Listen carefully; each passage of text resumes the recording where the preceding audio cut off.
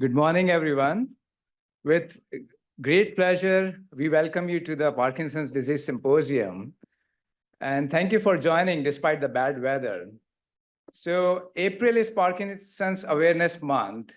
And today we come together as a community of medical professionals, patients, caregivers with a shared commitment to support those people affected with Parkinson's disease. The symposium is an opportunity to learn, share, and connect with others who are going through the similar journey. We have a schedule of expert speakers who will speak on various topics related to Parkinson's disease. And we will also later on discuss about palliative care and logistical and financial planning. Please take this opportunity to learn and ask questions, and hope this day is informative for you. And thank you for joining us. Thank you. Okay, we're going to start with our first session. I'm going to invite our presenters up front. Our four speakers here are going to be Dr. O'Sullivan, Dr. Vibha Sharma, and then Dr. Nader Puratian. I'd welcome them to come here up front. And the first presentation is going to be, you know what? I think we'll do this first, sorry. The first presentation is going to be Dr. O'Sullivan. He's affectionately called Dr. O by all of his patients. And as we were having people register, everybody was asking, is Dr. O going to be here? So he's professor of neurology and director of ambulatory neurology services at UT Southwestern. And he's going to be talking to us today about the latest in Parkinson's disease research and care. So. Thank you, Nuba, and thank you. It's a delight to see so many familiar faces and some new faces here on this wet morning. So I got 45 minutes to run through, an update on Parkinson's disease with setting a bit of a background, some of the progress and research, and hopefully leave some time for questions. And Nuba, you could give me a 5-minute warning when we're coming to the end of that. So what I plan to talk about today is just Parkinson's disease, the basics, for the first part of it, and then after setting the stage with that, update on what's going on with diagnosis of Parkinson's, medication treatment for Parkinson's disease, rehabilitation for Parkinson's disease, and neuroprotection and restorative research in Parkinson's. Parkinson's disease, the basics, I kind of outlined this as what's the nature of the problem, what's the cause, what goes on with the disease process, and what the consequences of that are for people with Parkinson's disease. So I think the fundamental problem here is that there's premature deterioration of a certain set of neurons, and that's fundamentally it. So neurons are those cells that make up the brain in these circuits. There are trillions upon trillions of those, and you're born with, what you're born with, and you don't get more really after birth. They can last a certain period of time and then they will fade. They're not designed or created or evolved to last forever. Maximum maybe 120 years in the best case scenario. And there rarely is the best case scenario. Some of those neurons are more vulnerable to deteriorate before others, partly because of their neurochemistry or the environment or the networks within which they integrate. And some of those circuits and some of those neurons are vulnerable to deteriorate due to causes such as, well, we'll touch on the next, certain genetic susceptibilities, certain environmental factors. The neurons that tend to deteriorate in people with Parkinson's disease actually seem to start with gastrointestinal, GI neurons, olfactory neurons, subsequently dopamine neurons, subsequently other neurons in the brain. And so for some reason, those neurons are prone to this deterioration. So age is a significant factor in this. Parkinson's can happen in people before age 40, but it's pretty darn rare. can happen. It's not unusual in the 50s. It's more common again in the 60s and again in the 70s. That resilience of those neurons can get worn down, and the cumulative insults that can lead to Parkinson's can result in the symptoms. We've identified dozens of genetic variations that predispose somebody to get Parkinson's disease.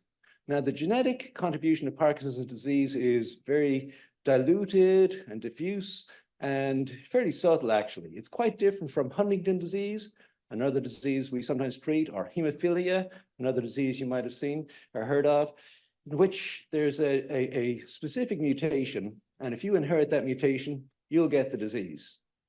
That's not the case in Parkinson's disease. There are lots of different genetic variations that will add to the vulnerability of these neurons to fade prematurely in the right circumstances. So one particular mutation or variation might increase your risk, tenfold, which may seem like a lot, but it goes from, let's say a starting point would be 1% of people at age 70 or over will get Parkinson's disease if you take all comers. If you get a mutation of this sort, it might increase your risk to a 10% probability of manifesting Parkinson's disease by the time you reach age 70. That'd be just one example. So it's not as determinative as some of the genetic mutations that cause Huntington's, for example. We can test for some of these genes, but it's usually not a fruitful thing to do, to test for genes in people with what we call sporadic late onset Parkinson's disease, the standard issue care, because they're rarely positive, the genes we know about now. And if you find them positive, it's not clear how much influence they have. And at this stage, the genes aren't fixable. We'll talk about some of the research later, some of the attempts at genetic manipulation, but it's still quite a ways away from being able to reverse a genetic mutation causing a neurologic disease of this nature. And then environmental insults. So the ones we're most suspecting about nowadays are organic chemicals that could be in, for example, dry cleaning equipment, certainly back in the old days, or organic chemical manufacturing bases. And some of those things through the Industrial Revolution in the last 100 years or so have gotten into ground and groundwater and so on. And there's a certain feeling that that underlies the increase that may have been seen over the course of the last generation or two. It's also possible that the increased awareness of Parkinson's disease has us detecting it and aging of the population contributing to it too. But there is a clear sense that some of these chemicals are rough on these neurons and over the course of time kind of wearing them down and leading to Parkinson's. It's not, we've done research where we test the chemical level in people and we see on average slightly higher level, even in our patients, in people with Parkinson's disease than their spouses, for example. We did that research 8 or 10 years ago, and we've identified some of the chemicals, but it's not very actionable information. We can't leach out the chemicals. Nobody's found a effective way of doing that. And frankly, the damage that they've done is probably baked in by the time we can detect it. So it's the main fruit of this research or effort is environmental and political and social awareness of we need to be careful about the chemicals that we're releasing into the environment, for example.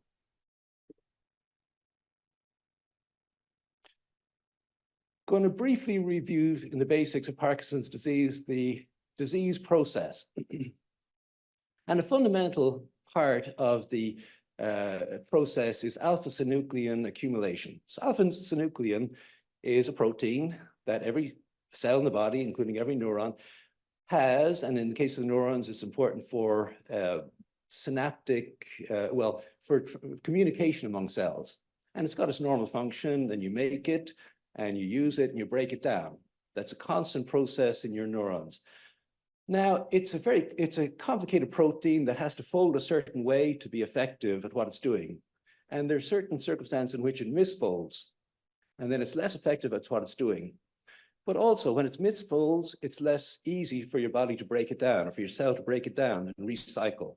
And it can last longer. And in this misfolded shape, it actually can act as a template to stimulate or to trigger other molecules of alpha-synuclein to misfold in the same way and then latch on. And this can become a a kind of a cumulative effect that more and more of this protein gets locked into this abnormal shape or conformation and cruds up the system. It physically takes over much of the cell structure function and impairs the cell function. And that alpha-synuclein misfolding, I think, is probably the first and most key and central, part of the disease process. Now, you could say, what causes that to happen? Well, there's some variations in your gene that encodes that protein that make it more vulnerable to misfold or not. And some of it, and perhaps some of the environmental factors we talked about, but some of it's pure just luck. Whether or not a misfolding happens seems to be a random statistical event. And this, I think this may underlie why, when patients ask, why did I get Parkinson's disease? I don't have a family history of it. Where did this come from? I think it's somewhat random how within a certain cell at a certain time, misfolding happens and it doesn't get cleared up, and it contributes to progressive accumulation of this misfolded protein, and that spills over from one neuron to the next. And that can happen in the GI, it can happen in the olfactory neurons, partly because they're exposed to environmental, their first line of defense, as it were, and then can spread along those neurons to other neurons, to other neurons, to other neurons, almost like a slow burn across that nervous system. Now, once the alpha-synuclein accumulates and starts to affect those neurons, there's a whole series of other domino effects of your cellular biochemistry. Your mitochondria, which are your energy production, factories within each cell, they'll become less efficient. And that leads to consequences, including free radicals, for example. That might be an important part of it. And that can lead to inflammation. That'd be another part of it. And some other, biochemical abnormalities that happen in the brain. And this inevitably causes those neurons that are affected to become less effective, manifest with symptoms, and ultimately those nerve cells will fade. And the consequences of that disease process, well, actually one of the earliest features of Parkinson's disease is constipation. There was good research from Hawaii from decades ago where they looked at constipation or, frequency of bowel movements, for example, and people who are healthy, 50, 60-year-olds, and took, less than once a day, more than once a day on average over the course of a week. And the people who had less than once a day bowel movements, when they're perfectly healthy in the 50s and 60s, no neurologic problems, there were much higher prevalence of likelihood of those people developing Parkinson's disease 5 or 8 years later. And the implications of that were, this was the earliest stages of the disease. Before anything else had shown up, they were having reduced bowel frequency. And sense of smell is another thing that tends to go early in Parkinson's disease. Now, those are such common, phenomena in people in middle age and older who don't have Parkinson's disease and unrelated to Parkinson's disease. There are many causes of it. It's what we call a very non-specific symptom. A lot of people have it and will never get Parkinson's disease. But it is, in a certain subset of people, the earliest feature of it. Dream enactment behavior, which is people talking in their sleep, fighting in their sleep, acting out their dreams, is another phenomenon, part of the earliest neurons that are affected by the Parkinson's disease in the brainstem.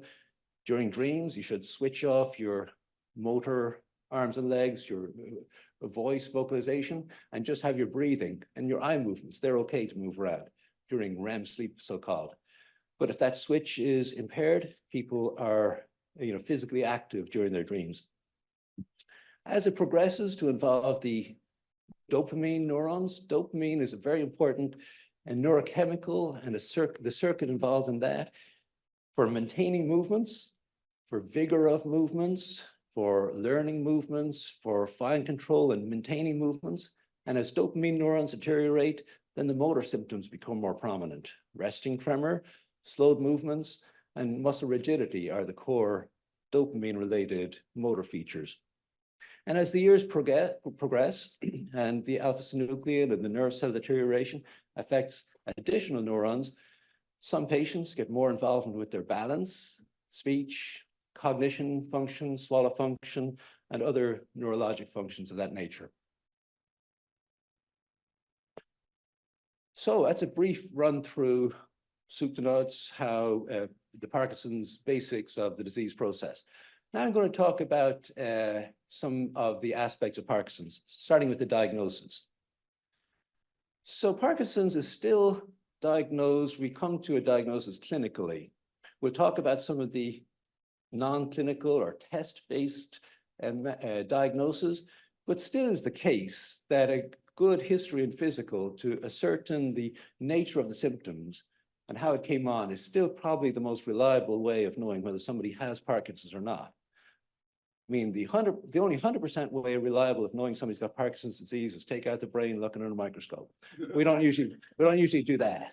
So, but this clinical diagnosis is, high 80s, low 90s% accurate. So we look at certain symptoms, and here they show slow movements.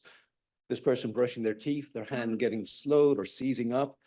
At Parkinsonian gait, slowed, shuffling gait tendency, rigidity of the muscles, masking of the face, another aspect of that, some increased frequency of falls, slowed reaction time, and these resting tremors when the hand is not doing something. If you got a combination of those features and they have prepped up on you in the right age frame, 50s, 60s, 70s, we'll think it's more and more likely this is standard issue Parkinson's disease. This is a DAT scan. This is a test we have been doing for 10 or some years. So what you see here on the left is a normal DAT scan. So this is a slice through the brain about this level after injecting this ligand or this radioactive label. And this gets concentrated in these areas of the brain called the striatum. And this is a normal striatum uptake. That's a healthy uptake. Lots of this ligand binds there because there are lots of neurons there that the injected radio label binds onto.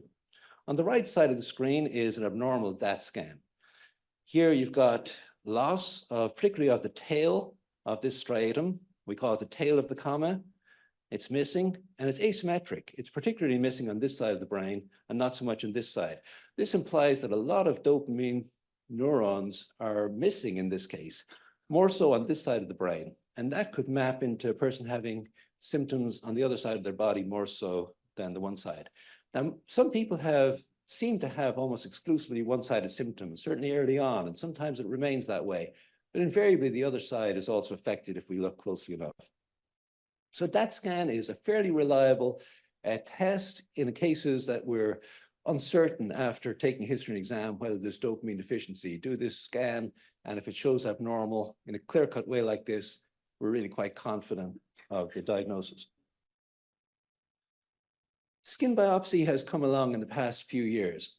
So here is a picture of this. It's a small circular sharp tool. This is layers of the skin.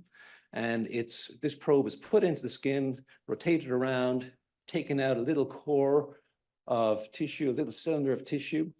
And there are neurons within that. And these neurons are part of this network in which the alpha-synuclein can accumulate. And by the time somebody has physical symptoms of Parkinson's disease, some of these neurons in the skin are going to show that accumulation of this abnormal synuclein. And so this test is 90-some% positive, it looks like.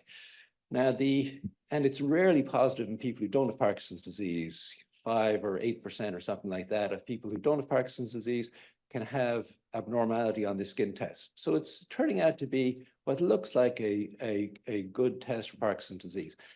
Now, it hasn't not been set up against the gold standard, as it were, of looking at brain under microscope post-mortem to see if it's how tightly it predicts the actual presence of neurons of that nature. But it looks like a good test mapping to the clinical features. There's also testing and development looking at synuclein in the blood. And actually, one of our researchers here, Dr. Mark Diamond, is really making progress on an approach to this, looking at not just the levels of alpha-synuclein in the blood, but he's looking at the conformation or the shape and thinking and he's probably right. It's a very good research hypothesis going to pursue, and he might be asking some of you guys, or we might be asking some of you guys to give blood as part of that research to see if the conformation of alpha-synuclein, the shape of it, is already abnormal can measurably abnormal in the blood in people with Parkinson's disease. To see if this is a very useful diagnostic test. This is research from Germany, I believe, where they have controls. That's a CTRL on the left, and then Parkinson's disease on the right. And this is the concentration of this synuclein within extracellular vesicles. And it's obviously quite a lot normal, and there's no overlap. So if this turns out to be consistently true, this will also be a good test for Parkinson's going forward.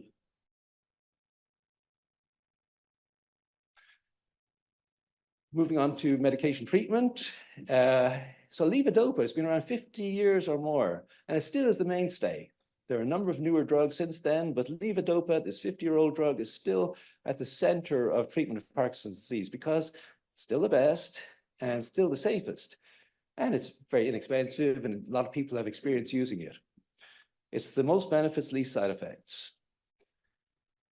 I'm sorry, this script or text font may be a little small.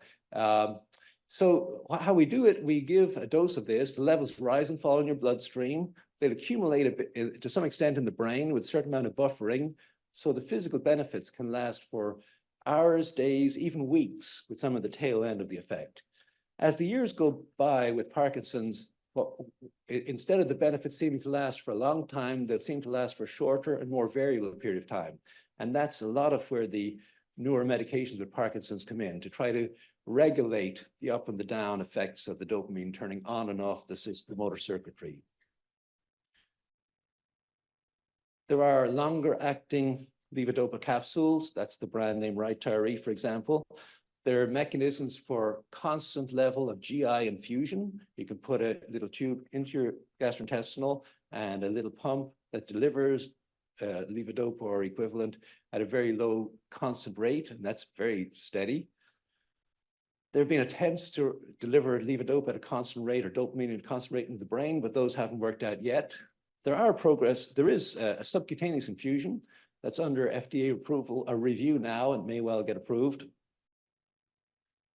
And then there are medications that try to sustain the levodopa, and ones that have been around for a long time include rasagiline, that's brand name Azilect, selegiline, and safinamide, a newer one. And these do reduce the off time and help people maintain mobility better longer. Istradefylline, brand name Neurians, is an even newer drug, 3 or 4 years on the market, that also does regulate and sustain motor circuitry in a more on state, a less abnormal state. And entacapone and opicapone, Comten and Angentis are the brand names, also have a role in that process. There are dopamine agonists, such as Requip, pramipexole, Mirapex, have been around for a number of years too, and they turn on the dopamine circuitry. They are prone to some side effects, but they have a role. And some of you will have come across amantadine, which we found helpful for managing dyskinesias. So this is current state of the art for the medications we use to treat Parkinson's disease for the motor symptoms. I'm going to very briefly run through the non-motor symptoms, because Parkinson's is not just about rest tremor or bradykinesia. Many other features. I'll scan through these and some of the medication treatments we use to treat them. Overactive bladder, we like mirabegron, Vibegron. Constipation, we like fiber, fruit and fiber, Miralax can have a role, and Linzess. Depression, anxiety are not unusual. Sertraline, brand name Zoloft, is often our first-line drug, but there are many others. Blood pressure falling too low, causing lightheadedness. We sometimes treat that with vasoconstrictors such as Prometine. Hallucinations can happen in a minority of people with Parkinson's disease, and Pimavanserin, brand name Nuplazid, is helpful for this. Painful dystonia, sometimes treated with botulinum toxin injection of the overactive muscles. Muscle spasms can help with baclofen and gabapentin. Insomnia, melatonin is a first line, trazodone after this, and then the Z drugs, that's like zolpidem. Excess drooling, we sometimes also treat with botulinum toxin injection. In addition to the pharmacologic treatment, there's the physical medicine treatment. There's the loud exercise to maintain your voice and vocal tone. There are the big exercises, including the boxing exercises. Cycling is something that also has a similar large amplitude, fairly high frequency action that's helpful for walking. Balance exercises. And I wanted to show this from a publication just a little while ago. Freezing of gait is a phenomenon in which some people with Parkinson's disease develop this. Oh, that's great. There we go. So this guy has freezing. His legs kind of lock, as you can see, when he tries to move. Now he's got this exoskeleton. When they turn it up, when he doesn't have the exoskeleton, well, they're showing this device that they put on his legs, and it helps him to stick. When he starts to initiate a movement, it facilitates that. It takes his initial prompt and it activates. And he has kind of trained this non-pharmacologic and obviously very safe mechanism to help him be able to step more freely. It's really very neat device. So that was before, and this is after. So now that's a single patient on this publication from Harvard just a short few months ago. And but it probably is the sort of thing that is going to get amplified and useful, and obviously very safe, probably going to be moderately expensive. But for people whom freezing and the legs locking is a major problem, that's foreseeable, I think.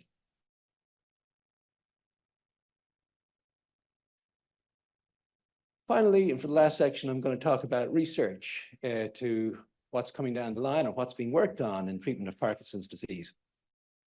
So there's always a background of research into symptomatic medications, by which I mean identifying a portion of Parkinson's disease and seeing if we can make it better. And that could be, for example, residual tremor, or it could be residual wearing off. That's been a common focus of treatment, or it could be dyskinesias. And there are dozens of research trials going on, and I'll show you how to find research trials at this clinicaltrials.gov website in a minute.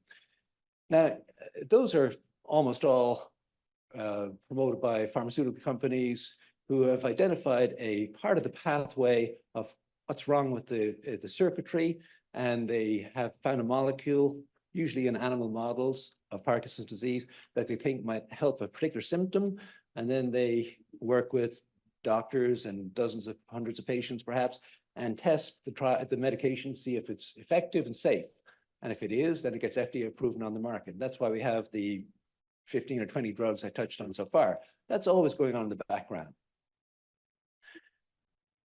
So-called trying to get at the disease process. There are a couple of attempts at that. Well, there are more than a couple of attempts. There are a number of approaches to that, and a lot of different people in a lot of different parts of the world, both pharmaceutical and government supported. NIH, for example, is supportive of this sort of research to try to get at a key part of the disease process. There has been increased interest, I think, in the recent years, may or may not turn out to be fruitful, looking at inflammation. So as part of the disease process, it's not angry inflammation like an infection on your skin, but in the brain, there's a slow burn of reaction, which may be part of the disease process. And inhibicase, I put it here in kind of grayed out as one example of a molecule that's been tested to dampen down the inflammatory injury that's happening to these neurons. There's a lot of work on what I consider small molecules for neuroprotection. So exenatide is an example. And again, I wouldn't list the 50 things being tested right now, but I'm going to touch on exenatide. Exenatide is currently used for treatment of diabetes. It's one of the glucagon-like peptide receptor antagonists.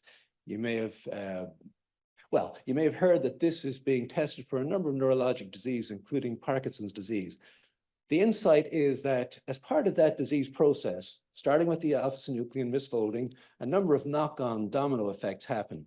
And one of them can be blocked by this glucagon peptide receptor antagonist, exenatide. And then it's almost like stopping the disease process is underway, but you're going to put a block on it. It's being tested in a small, what's called phase 2 trial, and seems to have benefits in some aspects of that. So now it's going on to a larger trial, currently well underway. Ambroxol would be another small molecule that's hoped to be neuroprotective. That acts through GCase, an enzyme that may be deficient in people with Parkinson's disease, certainly in certain mutations like Gaucher's disease. And this enzyme can be increased with this ambroxol. Some of you will have heard of that research coming from the United Kingdom, primarily over the past few years. That also is now going into larger and larger phase studies. If one of these turns out to be effective at slowing the rate of Parkinson's disease, it'll become approved and we'll be recommending it for our patients. I don't want to be negative about it, but it seems to me that this is acting on, a finger in the dike of one whole, let's say, of how the domino effects or the ramifications of the nerve cell deterioration happens. And I'll be pleasantly surprised if it turns out that, sticking a hole in that, sticking a finger in that hole will actually stop the disease process in a meaningful way for a lot of people. Again, I hope it does, but if I was a betting man, I'm not seeing it yet. Cell replacement therapies, so this has been tried for decades, initially with adrenal cells, subsequently fetal cell transplants, and obviously in the last number of years, it's moved on to human pluripotent stem cells and engineering stem cells from humans, back engineering them to make dopamine producing or other healthy neurons, and then trying to introduce them into the nervous system and trying to get them to work within the circuit. That's been a major area of research for a number of years now. So far, we can't see great results. It is a very difficult dilemma to have the neurons integrate into the system and last.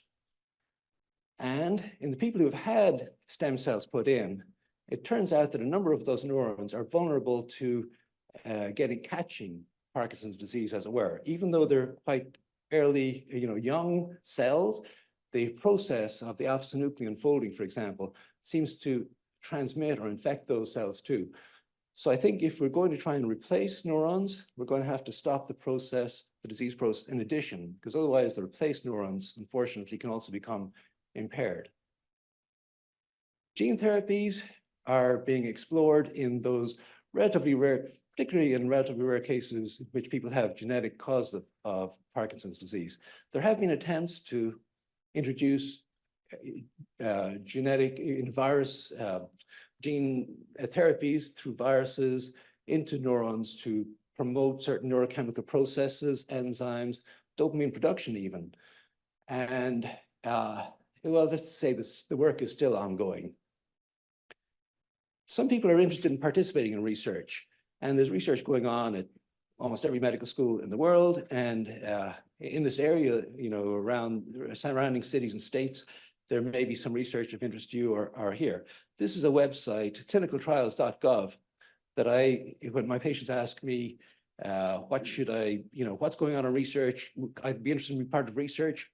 Our hospital will have a number of things we're researching, but there'd be a whole lot more out in the world that people are interested in. And this is the way to find that. If you go to this clinicaltrials.gov, maintained by NIH, and you put in Parkinson's disease here, for example,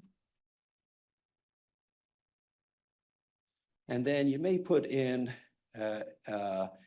what you're looking. If you are interested, for example, I mentioned this ambroxol, you could see what's going on with that, or else you could look for what area. For example, we put in current location. Well, I say it doesn't seem to know we're here in Dallas.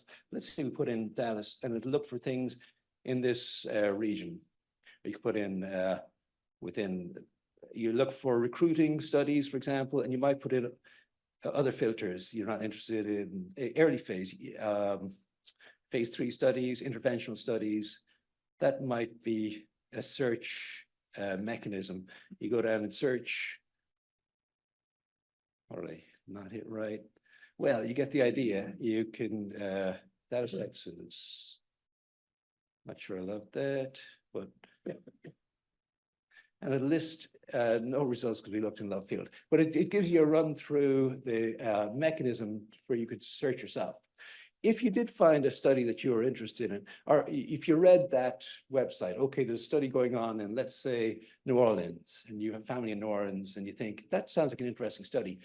What would you do about it? Well, you do a little bit of background research of the product they're talking about. You call up the contact at that site, you explain to them your situation, you explain your interest, and they'll tell you more about the study. Pretty well all serious studies are going to be randomized, controlled, and blinded, which means there's a reasonable chance you're going to get a dummy drug. Your considerations are, is this safe for me? Is it a good fit for me? Is it convenient for me?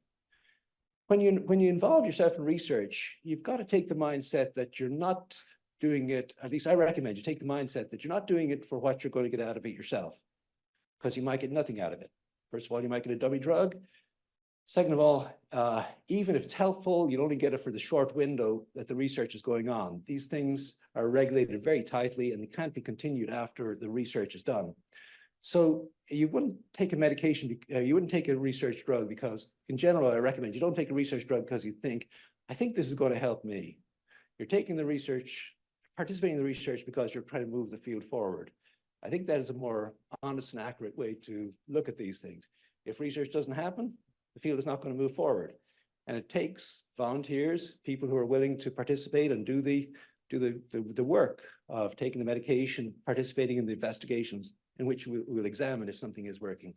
And people with Parkinson's disease have been very good at volunteering for research for decades now. And we're continuing to make progress based on that.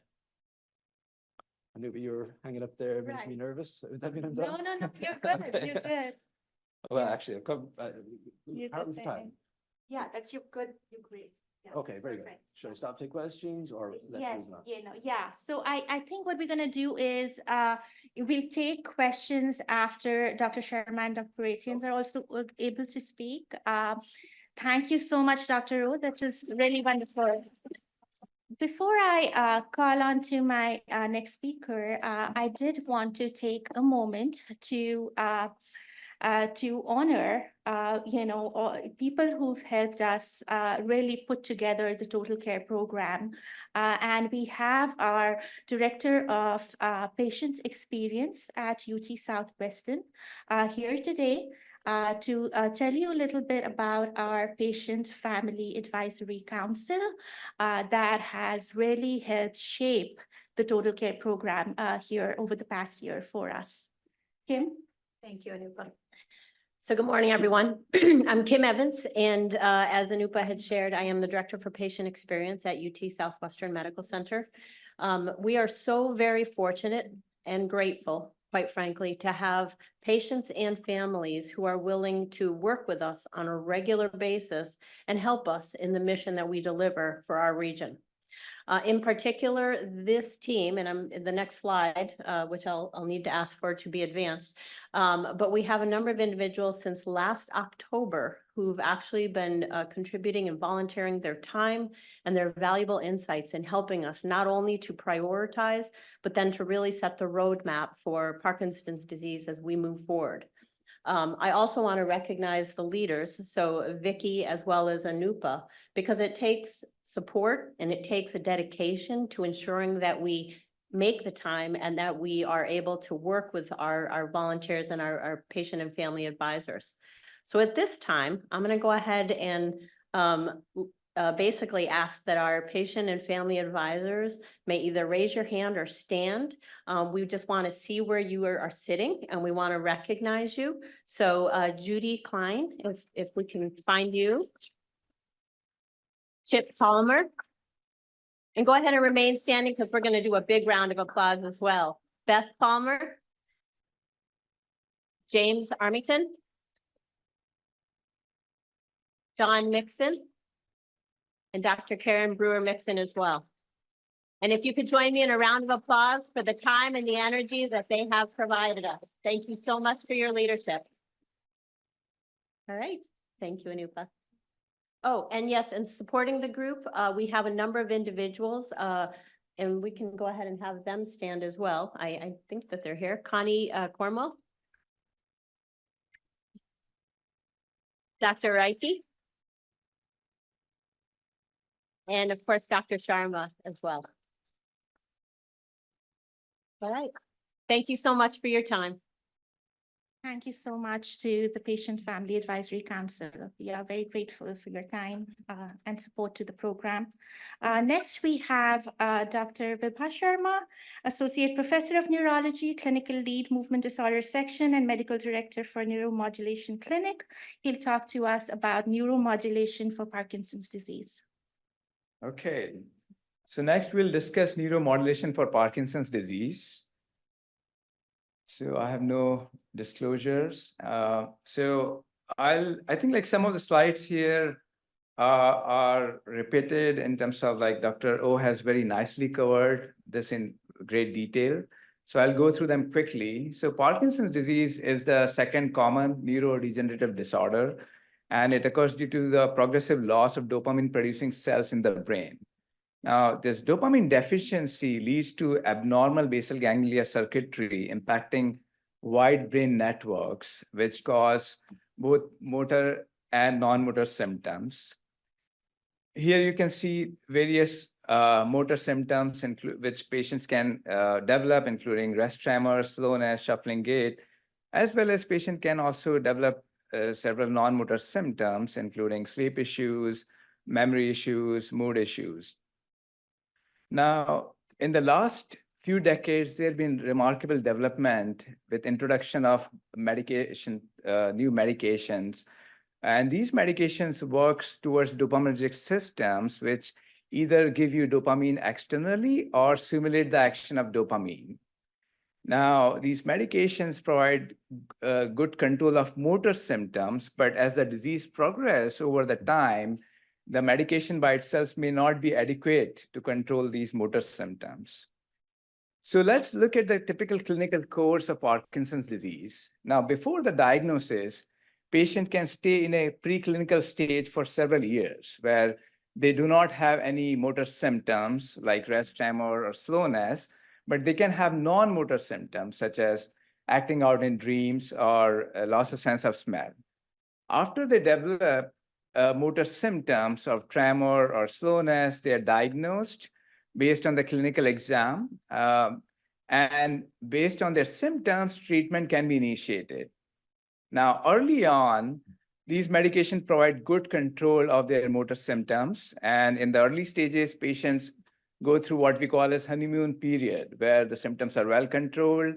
And as the disease progresses, they go into mid-stage or advanced stage, and they develop motor complications where the medications are still effective, but these medications can contribute to motor complications. And as the disease progresses further, they go into late stages where they can develop medication-resistant symptoms, and other non-motor symptoms can take over, such as dementia. Now, with motor complications, patient can experience motor fluctuations, which is the on and off phenomena Dr. O mentioned earlier, as well as they can also develop levodopa-induced dyskinesias. So on the figure on the left, you can see early on, in early stages of Parkinson's disease, the medications provide sustained benefit and the symptoms are controlled until the next dose, when patients are due for their next dose. As the disease progresses, the effect of the medication does not last until the next dose, and they can develop wearing off. So the duration of symptom control shortens, and at the same time, they can develop some dyskinesia from levodopa, which are the dancing wiggly movements. Now, as the disease advances further, this duration shortens further, and the levodopa-induced dyskinesia can be worse, and it can be bothersome to the patients. Now, with disease progression, patients can also, the motor complications can get complicated, and patients can develop delayed on, where they will take the medicine, but the medicine is not kicking in the expected time. Or they can also develop dose failures, where patients will take the medication, but they do not experience any improvement. Or they can develop random on and off phenomena, and that occurs because of the molecular changes in the brain. Around the same time, with these motor fluctuations, patients can develop levodopa-induced dyskinesias, where the medications is working well, but then they develop these extra movements, which are quite bothersome to them, and it can affect their walking or sometimes like speech. And this typically occurs when the medication levels are at its peak. We call it as peak dose dyskinesia, or it can occasionally also occur when the medicines is kicking in as the levels are changing and when the medicine levels are going down, what we call as biphasic dyskinesia. So here, they'll take the medicine, they can experience that here, and then as the medicine effects is wearing off, they can experience these dyskinesias here. Now, with this motor complications, when patients develop that, medications may not be able to adequately control their symptoms, and patients experience impairment in their quality of life. Now, at this stage, we can consider neuromodulation therapies to improve motor symptoms and improve their quality of life. And as the disease progresses further in late stages, usually neuromodulation therapy may not be beneficial to them. So we have to select the neuromodulation therapy at the right time, at the right stage of the disease. Now, what is neuromodulation? Neuromodulation is changing brain functionality by directly modifying neural pathways. As I mentioned earlier, with dopamine deficiency, there's a change in the brain circuit, which affects wide networks. So the neuromodulation therapy can modify those pathways and bring it close to normal.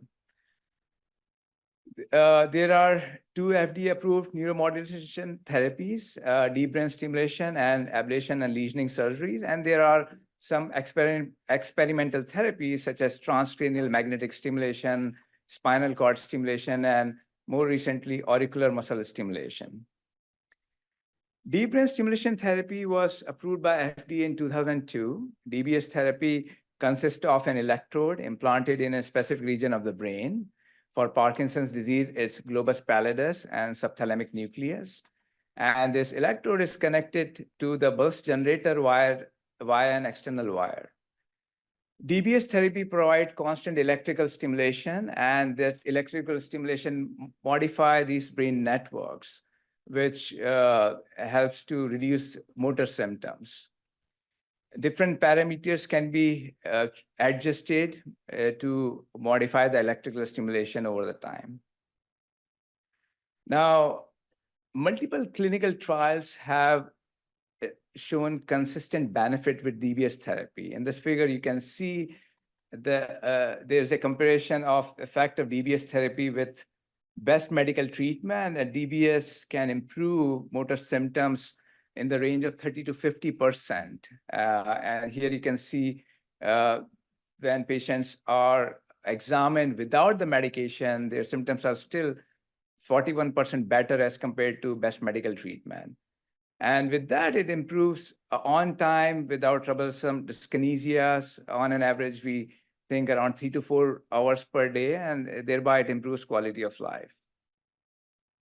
It is estimated around 10 to 20% of the patients with Parkinson's are potential candidates for DBS therapy, but it is important to remember that DBS does not benefit all patients with Parkinson's disease. So selection of patients for this therapy is very crucial. So let's look at which patients are ideal for DBS therapy. So they have to have a diagnosis of idiopathic Parkinson's disease.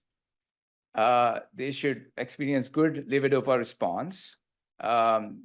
Patients going through disabling motor fluctuations and dyskinesias from medications. Levodopa-resistant disabling tremor, they can also benefit from DBS therapy. Or patients who could not tolerate medications because of the side effects. And usually we consider patients who have at least 4 years of disease duration, although we can consider patients with shorter disease duration on a case-by-case basis. And it's better if patients have access to experienced multidisciplinary DBS team. And very important thing is that patients should have realistic expectation that what things can improve with DBS and what thing cannot. Now, which patients are not good for DBS therapy, patients who have atypical forms of Parkinsonism or secondary Parkinsonism from stroke, they will not benefit from DBS therapy. Or patients who are poorly responsive, who have poorly responsive symptoms to levodopa, for example, balance issues or freezing of gait or speech problems. These symptoms will not respond to DBS therapy. Patients with dementia, if they can experience some benefit in motor symptoms, but usually we don't consider them for therapy because they are at very high risk for decline. And also the dementia aspects overtake the motor symptoms and impairs their quality of life. And if there are surgical contraindications, which again, Dr. Poredian will discuss in detail. If patients have psychiatric conditions which are not well controlled, then again, they may not be good candidate for the therapy. And if they have limited access to DBS team, because frequently they have to come for programming session or sometimes troubleshooting after the DBS is implanted. So it's important they have some access to the DBS team.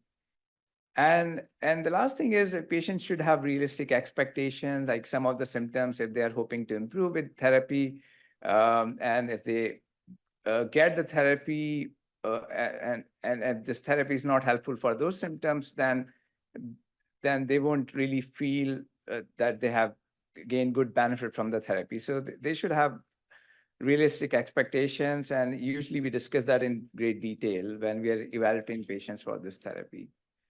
Now, which symptoms responds to DBS? Symptoms responsive to medications will most likely respond to DBS. For example, slowness, stiffness, gait, or tremor. Now, if the tremor is not responsive to medication, that will still respond to DBS.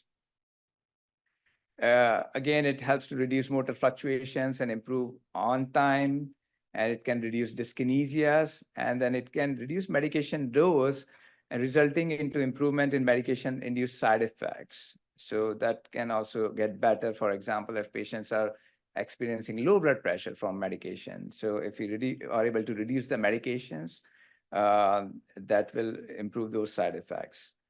Which symptoms do not respond to DBS?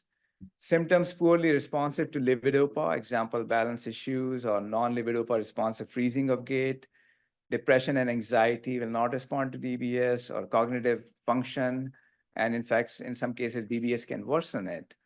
Or reduced speech volume, trouble swallowing, smaller handwriting, constipation, or autonomic dysfunction will not respond to DBS. Next thing I want to discuss is a lot of patients ask about the timing of DBS surgery. What is the optimal age?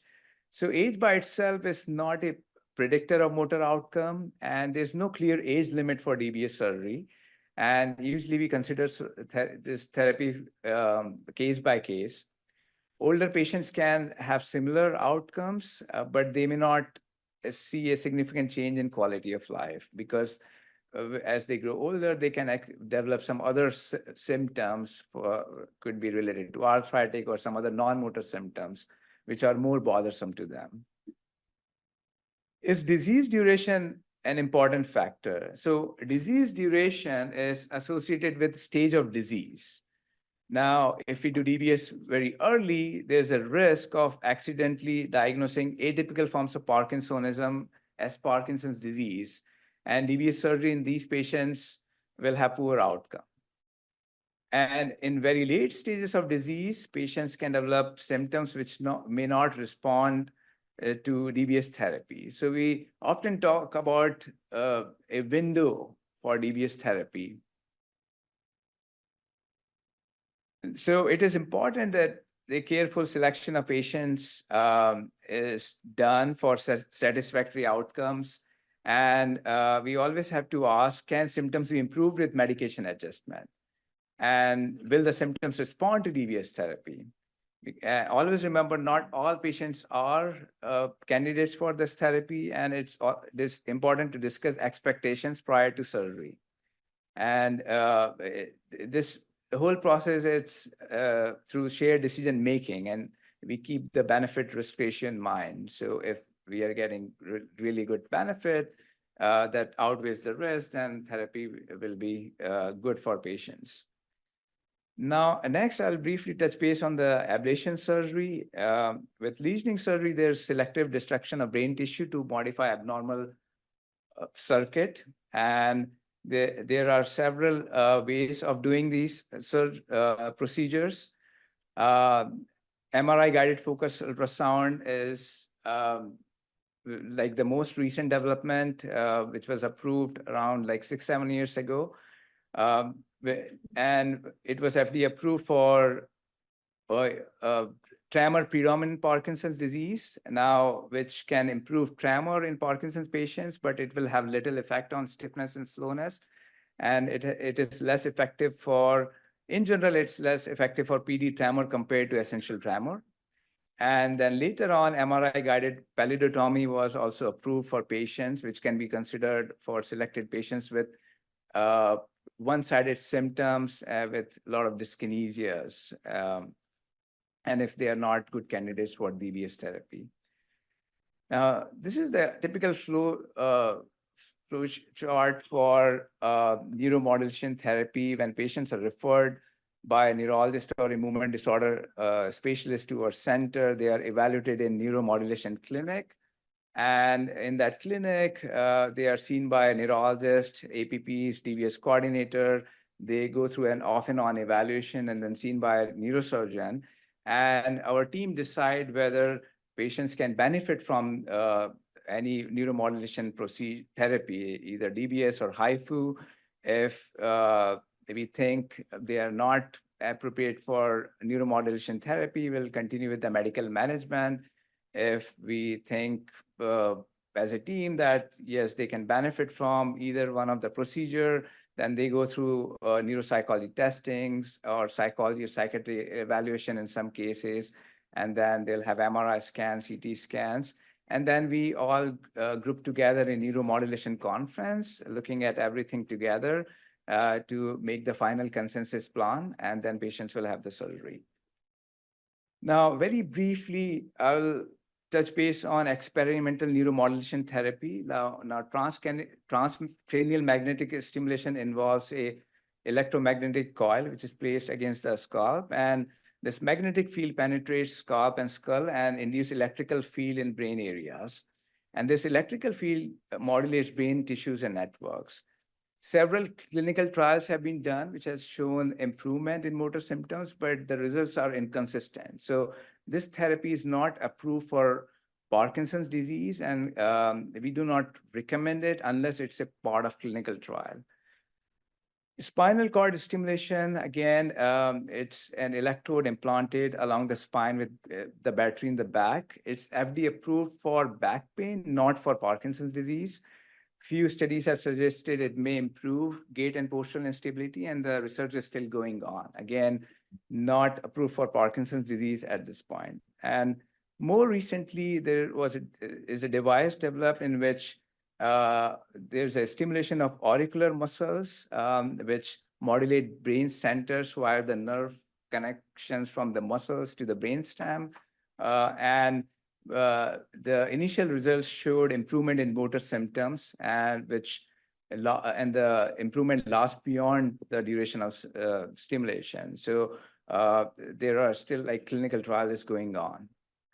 Okay, with that, I will invite Dr. Poradian, who is the chairman and professor of neurosurgery, to continue with the talk on neuromodulation. And this is our neuromodulation team. Thank you.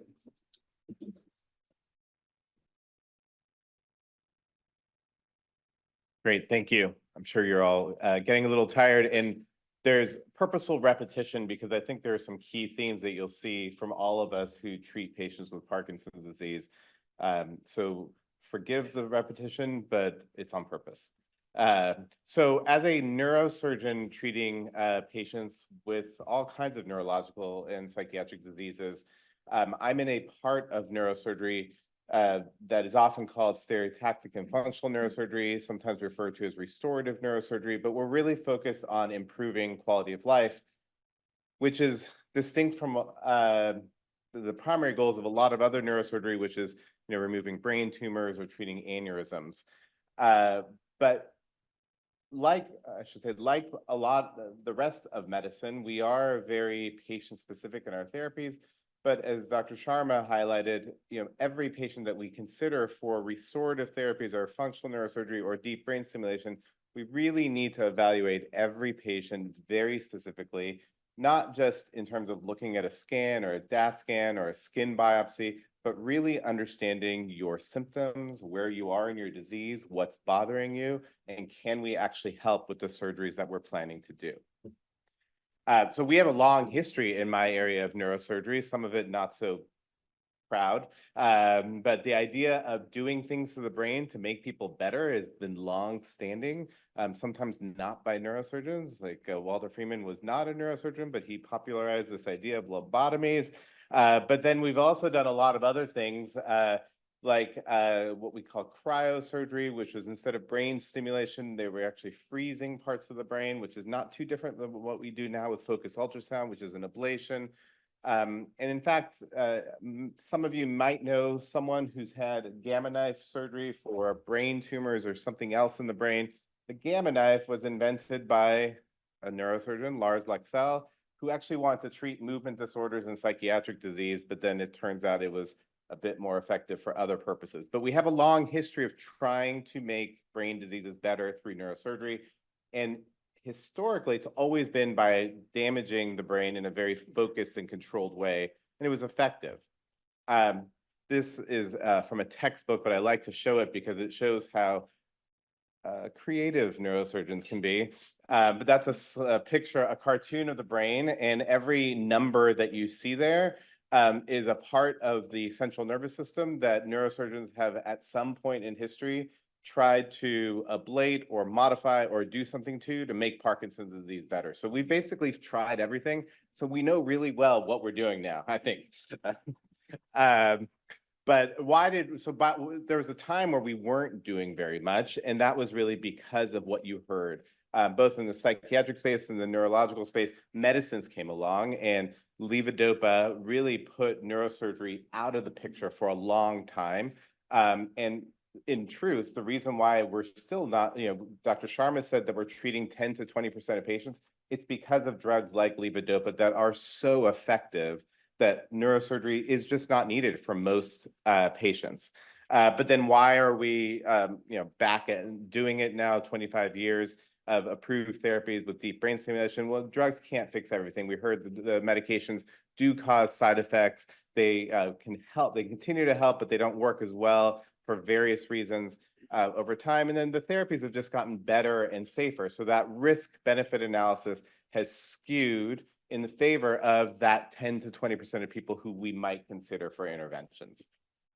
And so ablative therapy still exists. This is a little bit of an older slide, but the idea that we ablate something, we damage something in the nervous system to make people better. There's lots of things that we do in neurosurgery to do that. And it's become a smaller area of what we do in neuromodulation, which is the idea of brain stimulation, electrical or chemical, and we can be very creative, but from all intents and purposes, what we're talking about today is deep brain stimulation has really come to dominate the field. Now, I include focused ultrasound here with a couple asterisks because it's shifting things a little bit, although I think for Parkinson's disease in particular, and I'll highlight this later, deep brain stimulation is still the best therapy that we have. Despite the excitement for focused ultrasound, and I still think focused ultrasound is a good therapy, but we'll review some of the data for that. So why is deep brain stimulation so good? Well, we're putting something deep inside the brain. It's actually a fairly minimally invasive. We're putting an electrode, although it goes deep within the brain in certain targets, it's through a 14-millimeter hole. For those of you who might be metrically challenged, that's about ½ an inch hole in the skull. So it's not a very big hole, and we get it into the right spot. And we're not causing permanent damage to the brain. It's reversible. We can remove this electrode. Your brain goes back to where it was before. It's modulatable, which means that we could turn the stimulation up, we could turn it down, we could change the stimulation parameters to evolve with patients as their diseases or symptoms evolve as well. Although important to highlight on that point, we can't treat every symptom, so it's not a cure-all. But the idea that it's reversible, modulatable is very appealing to us. And the goal really is not to put 3 electrodes in one's brain, but to put 1. But those are the 3 different areas that we can put it in patients with Parkinson's disease. The most common area probably across the country is this area, which is the subthalamic nucleus, then there's globus pallidus and the thalamus.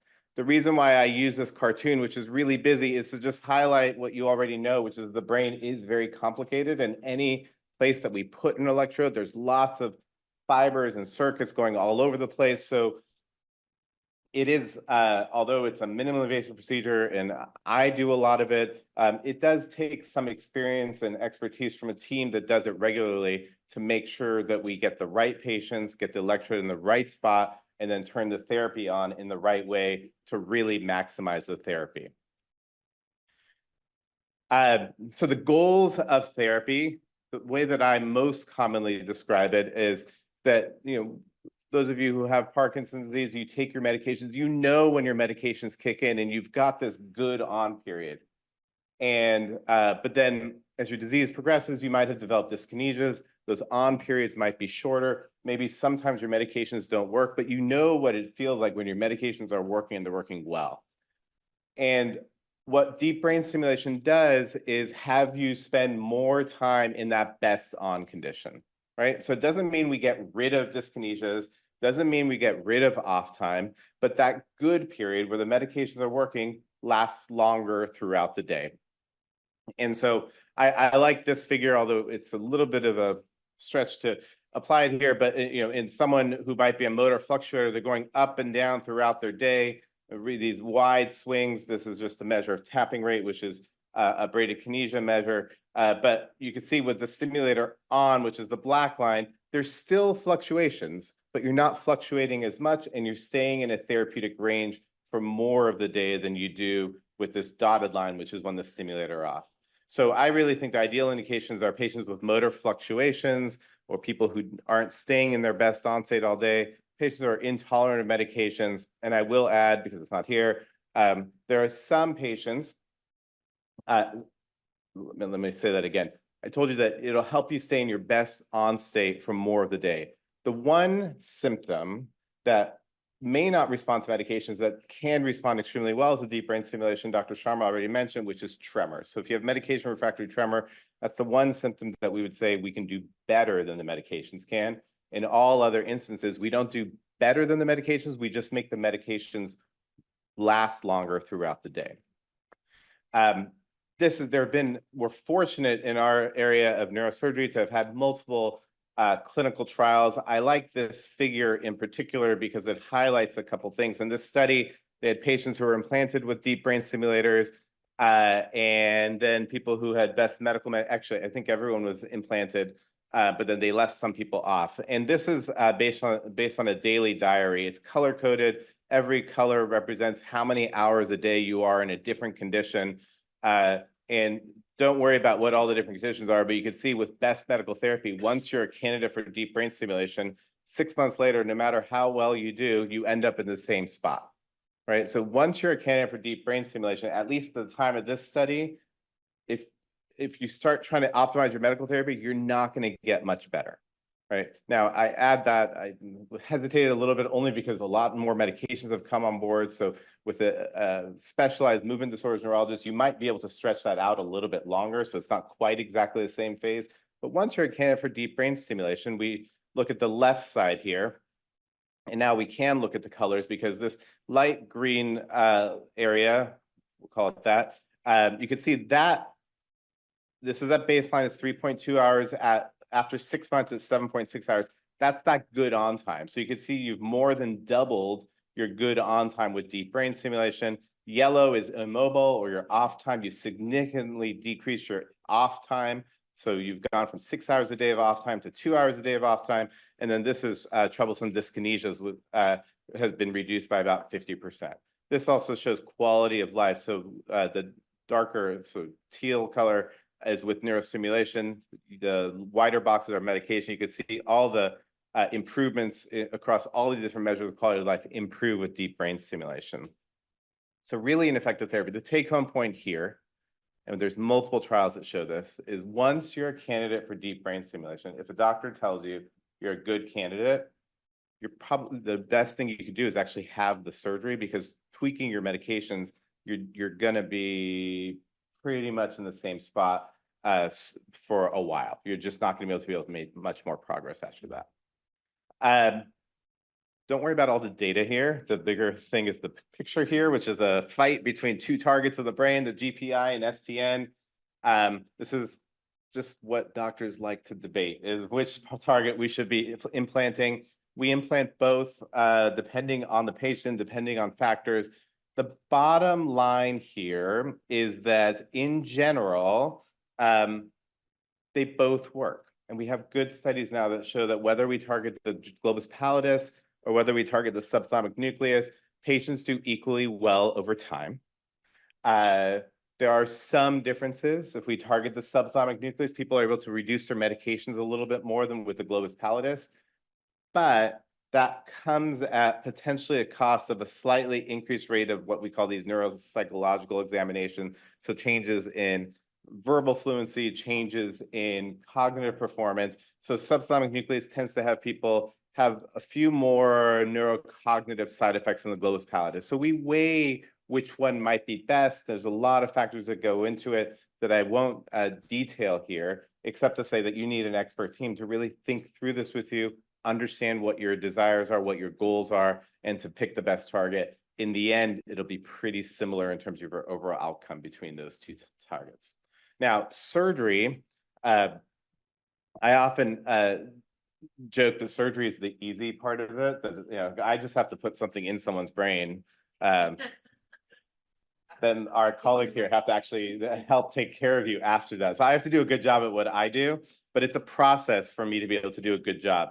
This process right here, I say 2 to 3 months, it could be longer, but it's not like you show up at a neurosurgeon's office, they say, yes, you're a good candidate, let's go ahead and do it, and we'll figure out everything else afterwards. You've got to think about this whole timeline. So, there are neurological examinations, neurosurgical examination, do the neurocognitive examination, and then just making sure you're ready for surgery. Just like any other surgery, it's a pretty straightforward surgery. You're in and out of the hospital fairly quickly, but it's a stress on your body. So if you have heart disease, other diseases, we need to check that out.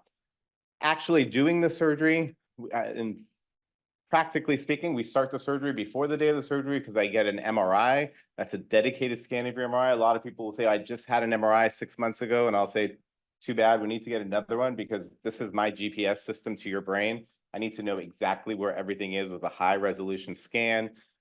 We use a frame, and I'll show you a little bit about different frames. But basically, that's how we make sure that we get things into the right spot in your head. I put the lead in. We have to do a separate surgery to put a generator in the chest. And this whole process, some places will do all of this in one day. Almost never will that happen in the United States. But it's usually for various reasons. But usually it's a process of about 3 months between your MRI, getting your lead implanted, your generator implanted, and then programming should be much more than 2 to 3 months. But that's a process also. So once I put it in, sometimes people have a honeymoon period, which is that the electrode's in and they're loving life and they love me. And then 10 days later, they say, I don't know what happened, but I feel worse now. And that's because when we put the electrode in, just like any other surgery, it's a trauma. There's swelling in the brain. Slight swelling, just like if you fall on your knee and it's a trauma and your knee will swell, but then it gets better over time. So just placing the electrode makes you better. You get a honeymoon, you're enjoying it, it gets worse. You have to turn it back. To get the therapy to work, you have to actually turn it on. So the surgery itself is not therapeutic in itself. It's the programming that's therapeutic, and that takes a bit of time. So who is a good candidate? We need to make sure you've got a diagnosis of Parkinson's disease. We heard a little bit about this. If you get surgery too early, and this used to happen more often than it does now, or at least what I know of, sometimes people without Parkinson's, who don't have Parkinson's disease, end up getting implanted for the wrong reason, because it sometimes takes a couple of visits to really make sure you've got Parkinson's disease.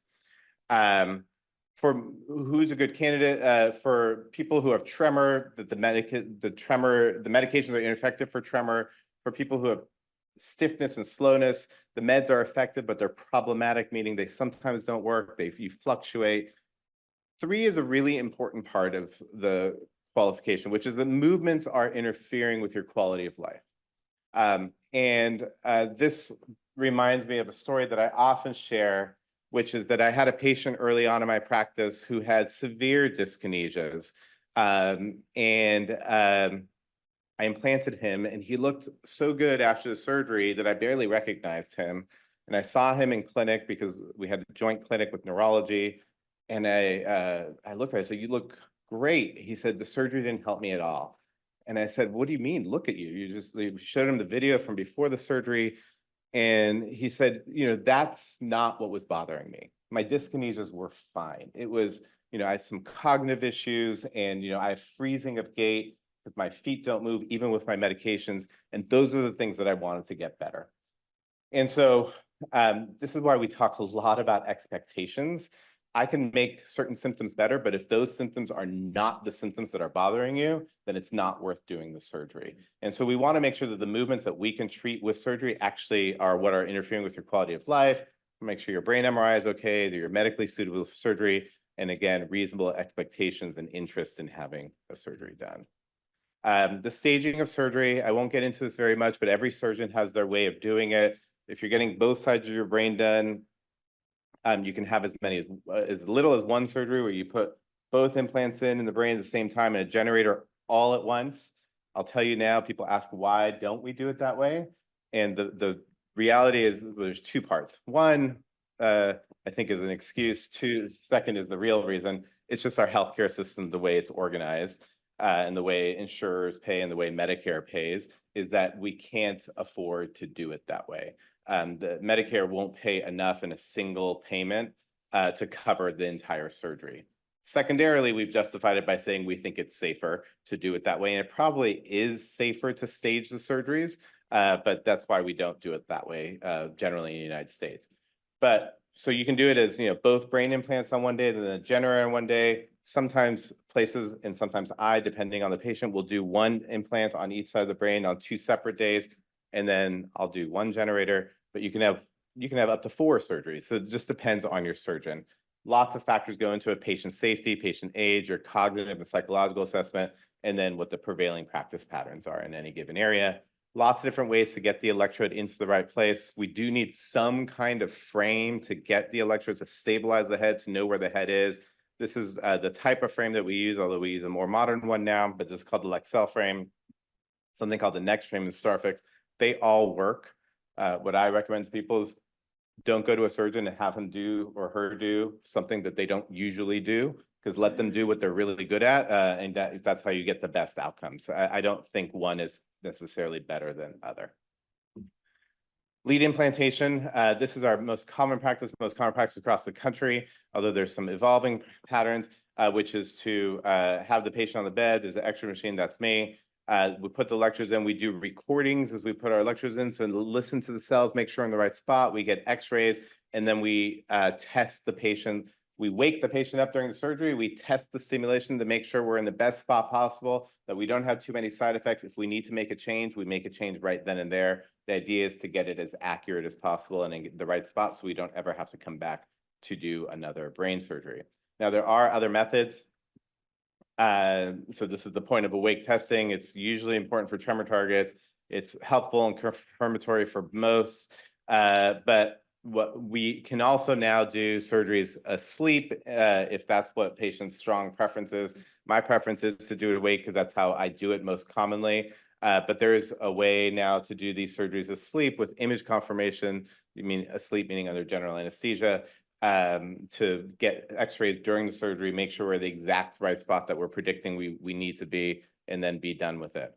It's a matter of discussion, and if patients feel strongly, then we consider that. And there's some centers that do everything under anesthesia.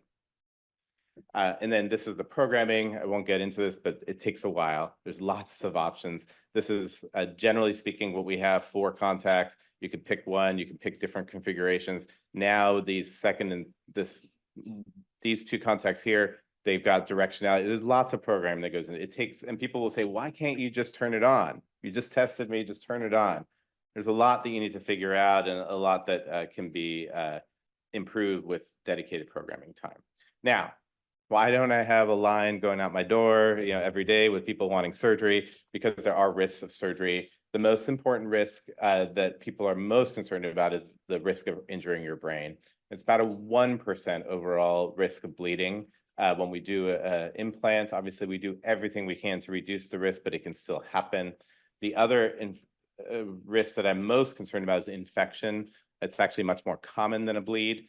And if you get an infection, you need to have surgery, remove the device, treat the infection. We can put it back in after the infection is treated. It's rarely a fatal issue.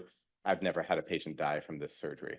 But there are, risks around the time of surgery from the equipment. We're putting hardware in, just like any hardware that you can buy that's not in your body. Hardware can fail or have issues that might need to be repaired. And then simulation, we're trying to make you better. But we can remember this figure that I had with all these crazy wiring. Like you can start simulating things that aren't that good for you, and we might need to change how we stimulate to make things better. For the sake of time, I want to skip to this. Expectations. I always emphasize that DBS is not a cure. Unfortunately, we don't have any cures for Parkinson's disease. We only have one disease-modifying therapy, and the people outside will appreciate me saying exercise. So exercise is probably the only thing we know of that has any disease-modifying effects. There's nothing your doctor is going to do for you that can make your disease slow down besides exercise. Not everyone's a good candidate. Only appropriate if tremor or the movements are a major disability. It doesn't work instantly. We really do need a multidisciplinary team, and there are some risks involved with it. All right, I wanted to, oh, that's too bad. That video doesn't work. So I'm gonna talk about focus ultrasound a little bit because there is interest in that. The idea of using ultrasound, so the same ultrasound that everyone gets really excited about when someone in your family's pregnant, you get to see the baby. Very low, that's very low intensity. But like you can hold a magnifying glass up to the sun and burn a leaf, you can put lots of ultrasound beams together and focus the energy and burn a part of the brain, or you don't necessarily need to burn it. You can modulate that part of the brain. This is a really cool video from 1954. I'm sorry, it's not working. So 70 years ago, they were using focus ultrasound. They thought it was going to be the new way of doing brain surgery. So it's not new. It's been around for 70 years. But it really had a resurgence about 10 years ago with some clinical trials. The idea with focus ultrasound is that same helmet, you get that frame on your head, you lay in an MRI machine, and we deliver sonications. And that's the sonication that's turning on the ultrasound. It focuses the energy. We can see the area of the brain heat up because you're doing it in an MRI machine. In the case of essential tremor, we can have people draw spirals. And with each successive sonication, you can see the tremor getting better. And it just goes in a cycle until you get an effective therapy. This is what really brought focus ultrasound to FDA approval, which was the trial for essential tremor, which is not what we're talking about today, but it was very effective. Here are people who were treated with sham, which was not a real treatment. And then the real treatment, you can see there's a 50% reduction in tremor with a little bit of rebound. Here's how much improvement everyone that treated experienced. Some people did not get better. And then sham, some people got a little better, some people got a little worse. Clearly a treatment effect. Wonderful therapy for essential tremor. I'm going to show you the slide from the Parkinson's disease group, which is really, really interesting. So they did a sham procedure in Parkinson's disease as well. And they did a real treatment. So the real treatment is the darker blue lines. It definitely makes Parkinson's tremor better. But look at the sham group. The sham group did better also. Parkinson's disease is an interesting group. The treatment of focused ultrasound for Parkinson's disease is different. The outcomes are different than what we see with essential tremor, and people sometimes confound the two. And we also think that the recurrence rate, you can see there's a lot more variability in terms of how people do. This is almost back up to the same level, the error bars with Parkinson's disease. So it is a good therapy for people who only have tremor for Parkinson's disease, but I do give the caveat that it's not as effective as what's been popularized for essential tremor. And it doesn't treat all your symptoms. So we really need to be careful and selective about who we're treating with focused ultrasound for tremor for Parkinson's disease. And there are other therapies. We heard about pallidotomy. So that's another area of the brain that we can treat for dyskinesias. And when we treat pallidotomy is this area right here. It's the same place. The GPI that we implant with with deep brain stimulation, symptoms do get better. So higher is worse symptoms. After pallidotomy, people are better. Again, so it's an option, but you can only treat one side. We don't do bilateral pallidotomies because we used to do that, decades ago, and we know that it hurts people. So it's only a unilateral treatment. And then there are some experimental studies to look at new targets like the pallidothalamic target, again, which I won't get into, except to say that there are some ongoing trials, but this has lost a little bit of steam. I think it's because deep brain stimulation is just so effective, and Parkinson's disease is so multifactorial. It's very different than essential tremor. I'll conclude with this slide. There are lots of good things about the different therapies that we have. I bolded and underlined like what you really want. So that if we have a column for medications, deep brain stimulation, focused ultrasound, when to consider medications are first line. Medications are often effective. DBS and focused ultrasound are also effective. Medications are non-invasive. DBS is invasive. Focused ultrasound depends on how you interpret it. All three are testable. There's not immediate relief with DBS, but there is with the other two. No programming required for focused ultrasound. They're all FDA approved. There are different risk profiles. But as the surgeon, I stand up here and I show you that medication is bolded and underlined in every single column. So it is the first thing we should be doing for all of our patients. And that's why I never treat a patient with Parkinson's disease or essential tremor without working with a neurologist who specializes in taking care of patients with Parkinson's disease and movement disorders, because that's what we really need. So we make sure we're delivering the right therapy to the right patient at the right time. Thank you. Great. Thank you so much to our experts. We will have them here during lunchtime, which will be about between 12 and 12:15. So, we can have more questions and discussions around lunchtime. For now, I am going to move on to taking a short break with chair yoga. We have Dr. Braish, who is a doctor of physical therapy and owner of Tribe Wellness. I know some of you may know about Tribe Wellness, but he's gonna teach us some yoga, and then we'll move on to some non-medical interventions for Parkinson's disease with Dr. Anjali Varghese.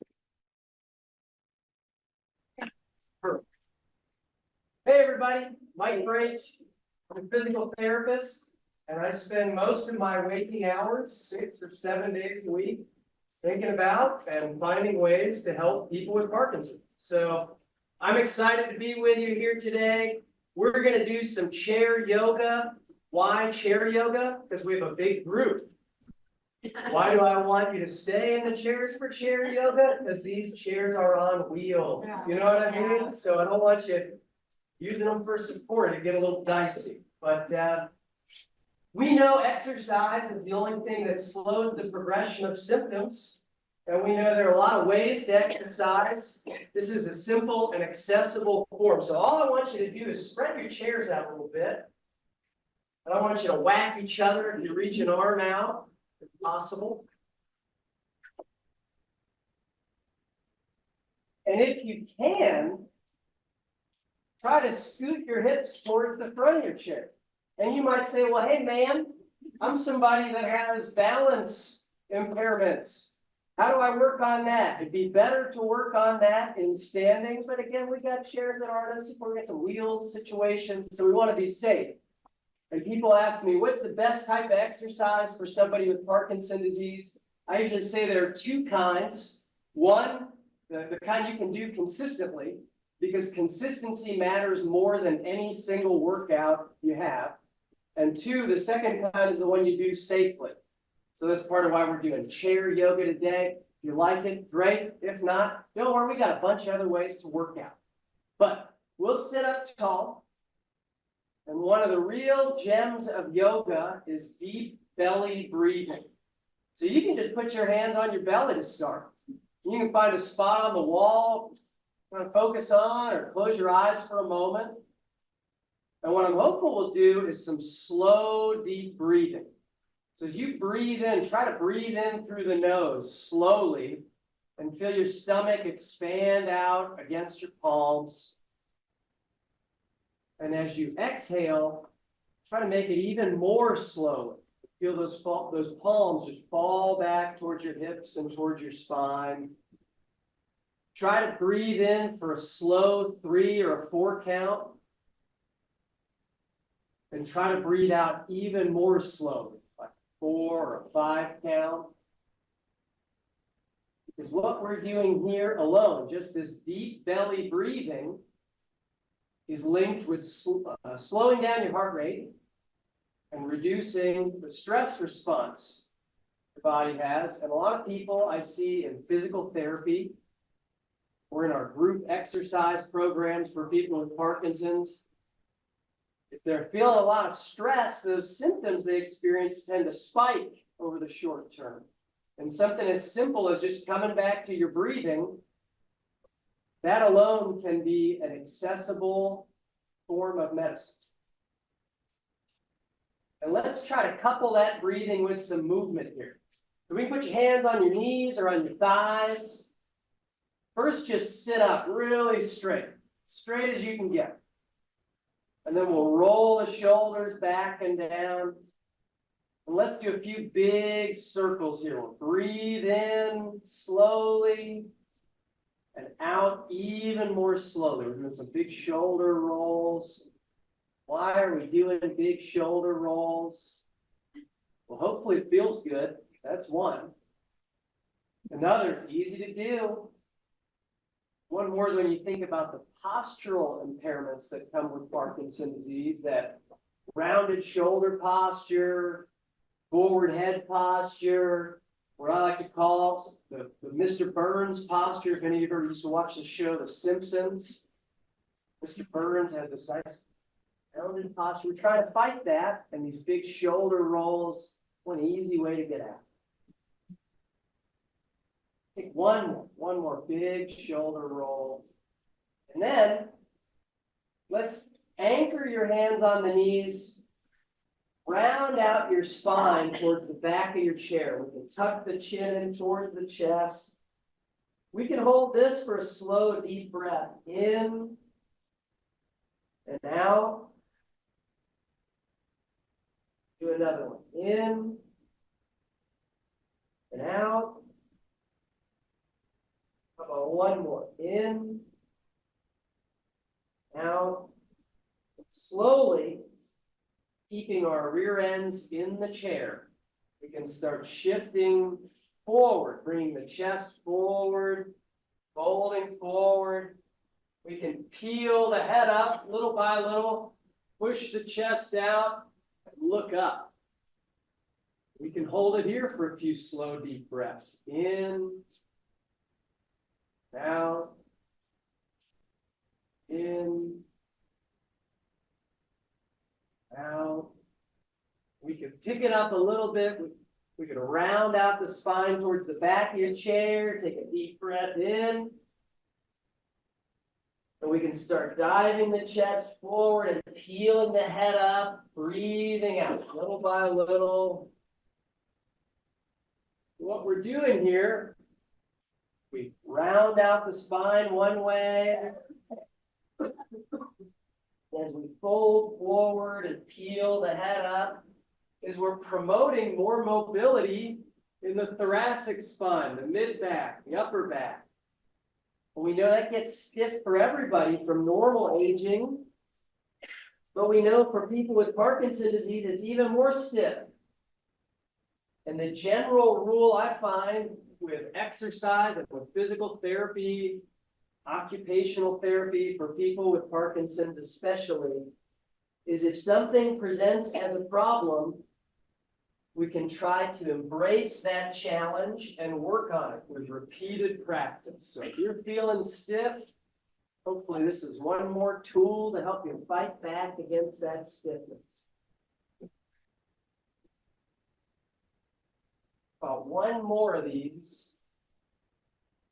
Try a little something else.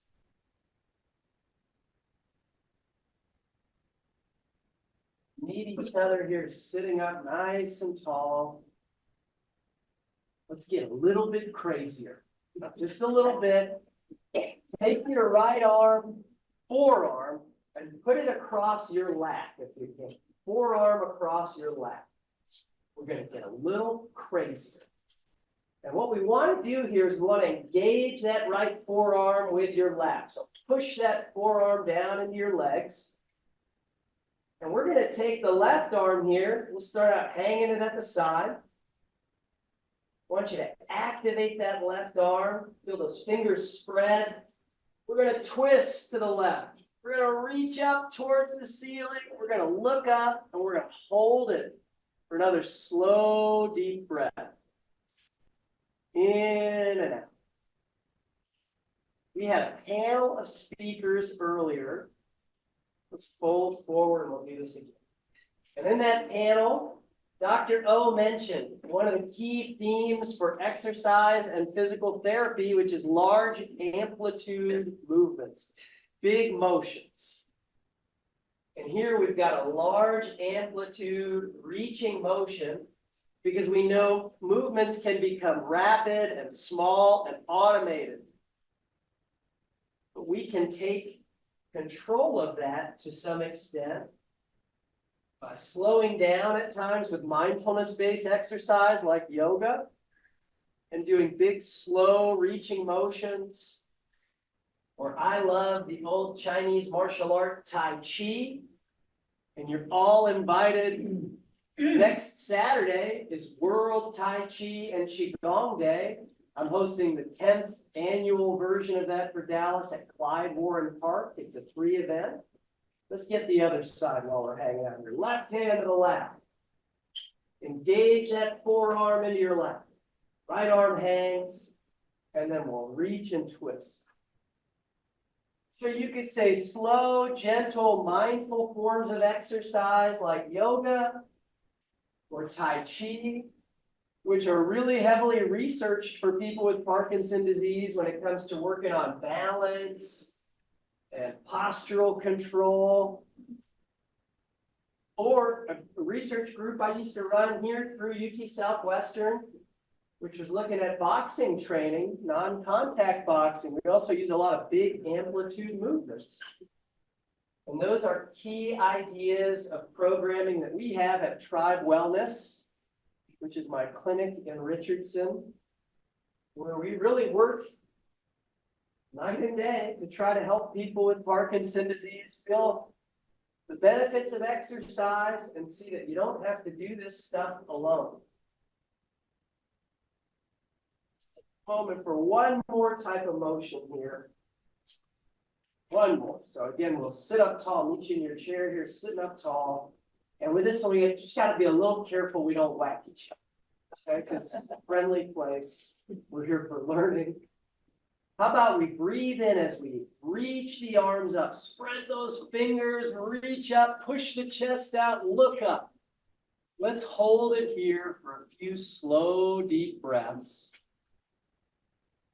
One of the things I also love about yoga is when you slow down, focus on a posture like this, focus on your breath. You can slow down the mind too. And in yoga, we often set an intention for our practice, something you want to work on. Take another couple deep breaths here if you can. My challenge to you as you move forward here is to see if you can set an intention for the rest of your experience here today. Think about one thing you want to learn or get information on before you leave. Let's take one last deep breath in here together. We'll bring the palms together, breathing out, bringing them down towards the forehead. We can just give each other a nice small bow. In yoga, we usually close things out saying namaste. You're welcome to do that. Thanks for taking a break with me.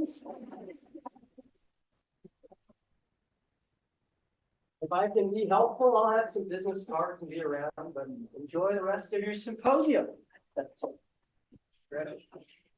Thank you so much, Dr. Barish. That was really great. Next, we have Dr. Anjali Burgess, who is going to talk to us about non-medical interventions for Parkinson's disease. Hi, everyone. My name is Dr. Varghese. I'm the fellow at the UT Southwestern Movement Disorders section. It's so nice to see everyone here today. I will be talking to you about non-medical interventions for Parkinson's disease. And I realize I'm the only person between you and lunch. So with that being said, let's get started. So as we've talked about ad nauseum, Parkinson's disease is chronic, it is degenerative, it affects motor aspects, non-motor aspects. Motor, we think about the tremor, the slowness, the stiffness, walking issues. Non-motor, we think of constipation, depression, memory problems, trouble with sleep. So quality of life is really an important aspect of Parkinson's care. And we've heard some about medications and procedures, which can definitely help provide symptomatic relief. The list is there for you to see. But non-medical interventions really help empower you to actively manage your condition. And non-medical interventions encompass a range of approaches: exercise, therapy, education. All of these things are aimed at the various aspects of Parkinson's beyond medication alone. And these things can help improve symptoms, improve your functional ability, and overall well-being. And the progression of Parkinson's, from when you get that initial damage of those cells to when symptoms manifest physically to how things progress over time, does take time. So it's really important to start protective strategies as early as possible for as long as possible. Ooh. So first, let's get into exercise and therapy. And as you've heard, exercise is so far the only thing that's been proven to modify the disease process. So it is so important to make this a part of your habitual life on a day-to-day basis. Exercise for Parkinson's really focuses on enhancing strength, aerobic capacity, balance, gait, and functional mobility. And there is so much out there in the literature for you to read and for your providers to tell you about, that there's positive effects for different types of exercise, really, for Parkinson's patients. And because it is degenerative, long-term habits are really essential.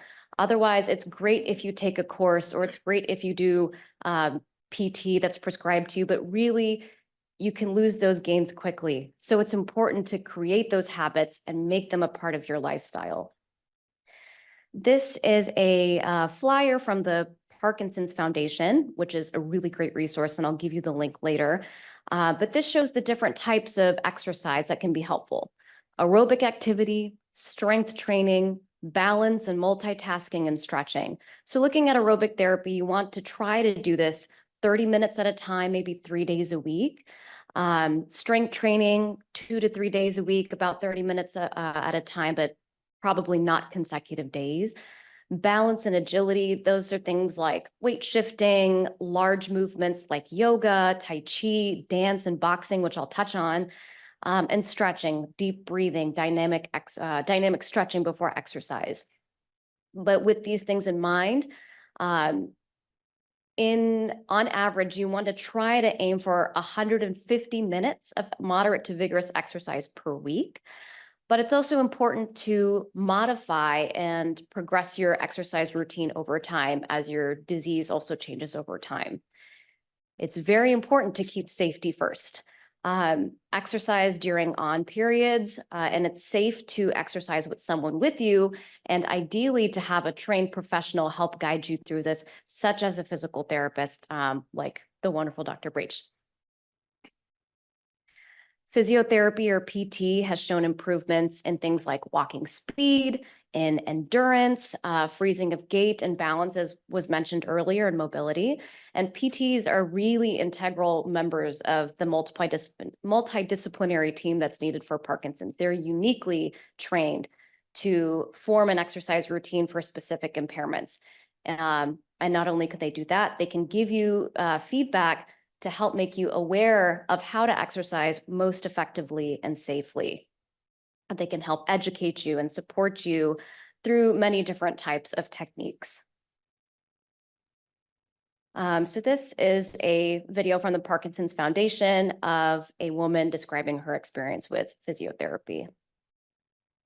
Exercise can make such a difference to the symptoms, but trying to engage people in the right kind of exercise, the right amount of exercise. It's important to get in right at the beginning and encourage people to stay at the gym, to keep on swimming, to keep walking. Makes such a difference. It's a devil of a thing, Parkinson's. It's so unpredictable, and Fiona, she's so practical in the help that she gives you. When I'm walking upstairs, if I've got things in one hand, that's fine. If I put things in the other hand, then the Parkinson's brain can't quite deal with that. If somebody can't get out of a chair because it's too low, you can actually teach them a technique to get out of that chair independently. How to turn over in bed, everyday life. Pieces of information like that are so useful, and they really do work. If they can't get access to physiotherapy, finding out the information that they need, then they're probably not going to exercise, and it's going to make a difference to them physically, emotionally. It's going to make a difference to how their Parkinson's might progress over time. Parkinson's can be very isolated, but if you talk to people who know about these things, it does help. Finding something that you can do and can achieve is so important. Yes, it is. Right. So let's talk about boxing. Boxing training with Parkinson's is typically non-contact, and there's different kinds of techniques: lateral footwork, punching bags, resistant exercises, aerobic training. And there's been several studies looking at boxing. One particular study had participants undergo 12 weeks of boxing sessions. Each session lasted 90 minutes, which is quite lengthy. Yes, so not all boxing sessions are like this. This is just for this particular study. But that being said, they looked at the results over the 12-week period, 24 weeks, and 36 weeks, and showed that that improvement was sustained. And interestingly, I think a big part of it is group exercise, whether it's boxing or traditional exercise, significantly improves balance, mobility, and quality of life.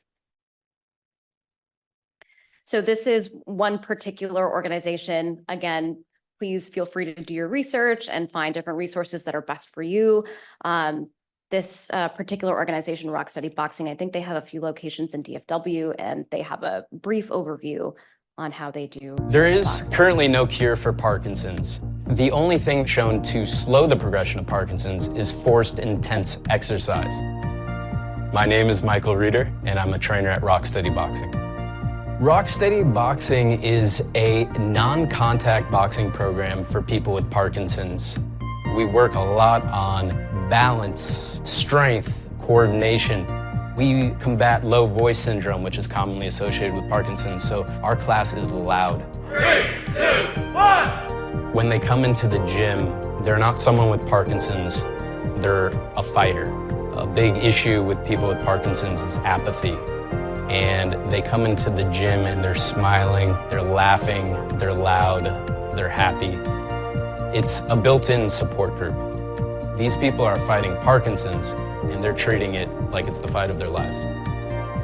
What do we mean? Parkinson's! Dance is another type of therapy that's particularly close to my heart. It can improve motor symptoms and non-motor symptoms. When we talk about motor symptoms, we think about balance and functional mobility. And there's different thoughts as to why dance is helpful. And there's this idea of mirror neurons, which is a type of cell in the brain that fires when someone performs an action and when they observe someone performing that same action. So in dance therapy, you watch the teacher initiate a movement, and then that activates your mirror neuron system when you reflect that movement. And dance lessons often incorporate movements that people perform in their daily lives: walking, reaching, turning. Through repetition and through practice, these movements become stored as motor plans, and that allows people to perform those daily movements more efficiently and effectively. Music also has a profound influence on physiology and cognition. Listening to music can evoke an emotional response, but it can also help synchronize your movement and stimulate cognition. And in the context of Parkinson's, music has been shown to improve gait initiation, the speed of your walking, cadence, as well as your speech articulation and fluency. And the research has shown that music with physical components improve symptoms better than either of those components alone. There's also this thought of auditory cueing.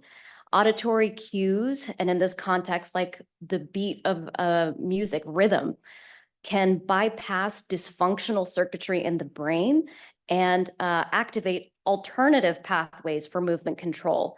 So rhythmic auditory cues provided by music enhance the timing and the coordination of motor responses, leading to more fluid and more controlled movement. They've studied different types of dancing styles, and interestingly, tango and Irish set dancing have been found to be particularly effective. There's the thought that, like with boxing, group dancing or partner dancing can be particularly beneficial. And not just with the motor symptoms, but it can help with cognition, with mood and fatigue, which are definite prominent non-motor symptoms in Parkinson's. It's multidimensional, and therefore its effect can be multidimensional too. It's a bit of a long video, so I'll try to get to the meat of it. The motivation for starting a dance class for people with Parkinson's came from the desire to help people remember who they are is still the most important component of their existence, not Parkinson's. At first didn't want to do it because I thought I'd be associated with a lot of people in the stage of Parkinson's that I didn't want to be at, and that would be discouraging to me. But I finally went, and I've never regretted the decision that I made. Medicines can't always do as much as we want. So I've been recommending people for years and years to take dance for PD. I see transformation happen in front of my eyes. So people often come into the class with a lot of rigidity, and suddenly in that space, they come alive. My hands are so stiff I can't straighten my hand out. You know, just start moving gently and all of that stiffness goes away. There is something magical that takes place in there. I'm not sitting there thinking about my body. I'm just trying to move. I hear from my patients when they come back how much it seems to support and sustain them emotionally. I look to the rest of the group for inspiration. We are there for moral, spiritual, emotional support. When I came in, I really didn't even have a chance to be skeptical because the group immediately embraces you. It's a time when you connect, and you don't have to be embarrassed because everybody else has a problem too. Gives people the courage to leave their apartments and go somewhere else and have a different kind of experience than they do when they're alone, which ends up being a lot of the time. When someone shakes hands with someone who can hardly hold their hand up, they're honoring the humanness of the individual. The feeling I get from being in this group is a feeling that it's going to be hard to replace with any other activity. So I hope it lasts as long as I do. No matter what stage you are or what your previous experience has been with exercise or movement, you belong here. Come try it once, do a few moves, enjoy the music, enjoy the sense of community. You're going to want to come back. This organization is Dance for Parkinson's, and they also have a Dallas campus if you're interested, and I'll put up the link at the end of the presentation. Dance for PD. I'll go through this fairly quickly, but this is one of the research studies looking at dance. The UPDRS score is something that the clinician will use to sort of grade and see where your motor symptoms are at and non-motor symptoms. The black lines are before the dance therapy and the red lines are after the dance therapy. So you can see that there is an improvement. At the far left is rigidity, and that seemed to be the greatest improvement with dance. Just effectively saying the same thing with non-motor and motor improvement. So moving on to Tai Chi and yoga. Tai Chi, we heard a little bit about it, or it originates from ancient China. and has been studied because it's a relatively safe exercise method and has been shown to improve non-motor symptoms, quality of life, postural stability, fewer falls, emotional well-being, and just global non-motor symptoms. Yoga is a similar mind-body practice coming from ancient India, and regularly scheduled yoga session compared to those who did not showed improvement in motor function and balance when compared to before they started yoga therapy. Massage therapy has also been looked at. Spa therapy can greatly help quality of life, which doesn't seem too hard to imagine. Spa therapy in this context includes thermal baths, drinking mineral water, physical speech, and underwater massage. It did not modify that UPDRS score, but slightly decreased complications of their medication therapy like motor fluctuations and dyskinesia. Neuromuscular therapy is a type of massage therapy that's been looked at. And one study had patients do NMT twice a week for a month, and they showed improvement in motor symptoms compared to the control. And they also had improvement in quality of life over that 1 month period. So there's a lot of studies looking at long-term effects of physical exercise, and it does modify motor symptoms and physical functioning. The longest carryover seems to be with balance training specifically, followed by gait training and Tai Chi training. Again, this just goes to show it is so important to incorporate physical exercise into your long-term management to improve your health and well-being from a multi-dimensional aspect. And with that, let's get into diet.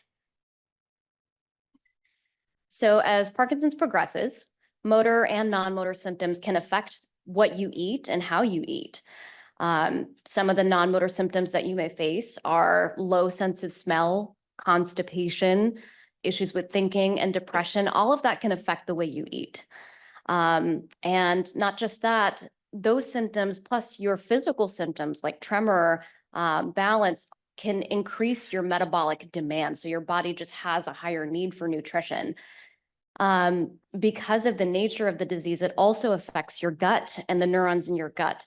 And that can, down the line, affect the way nutrients are absorbed, which then makes your body have more of a metabolic demand.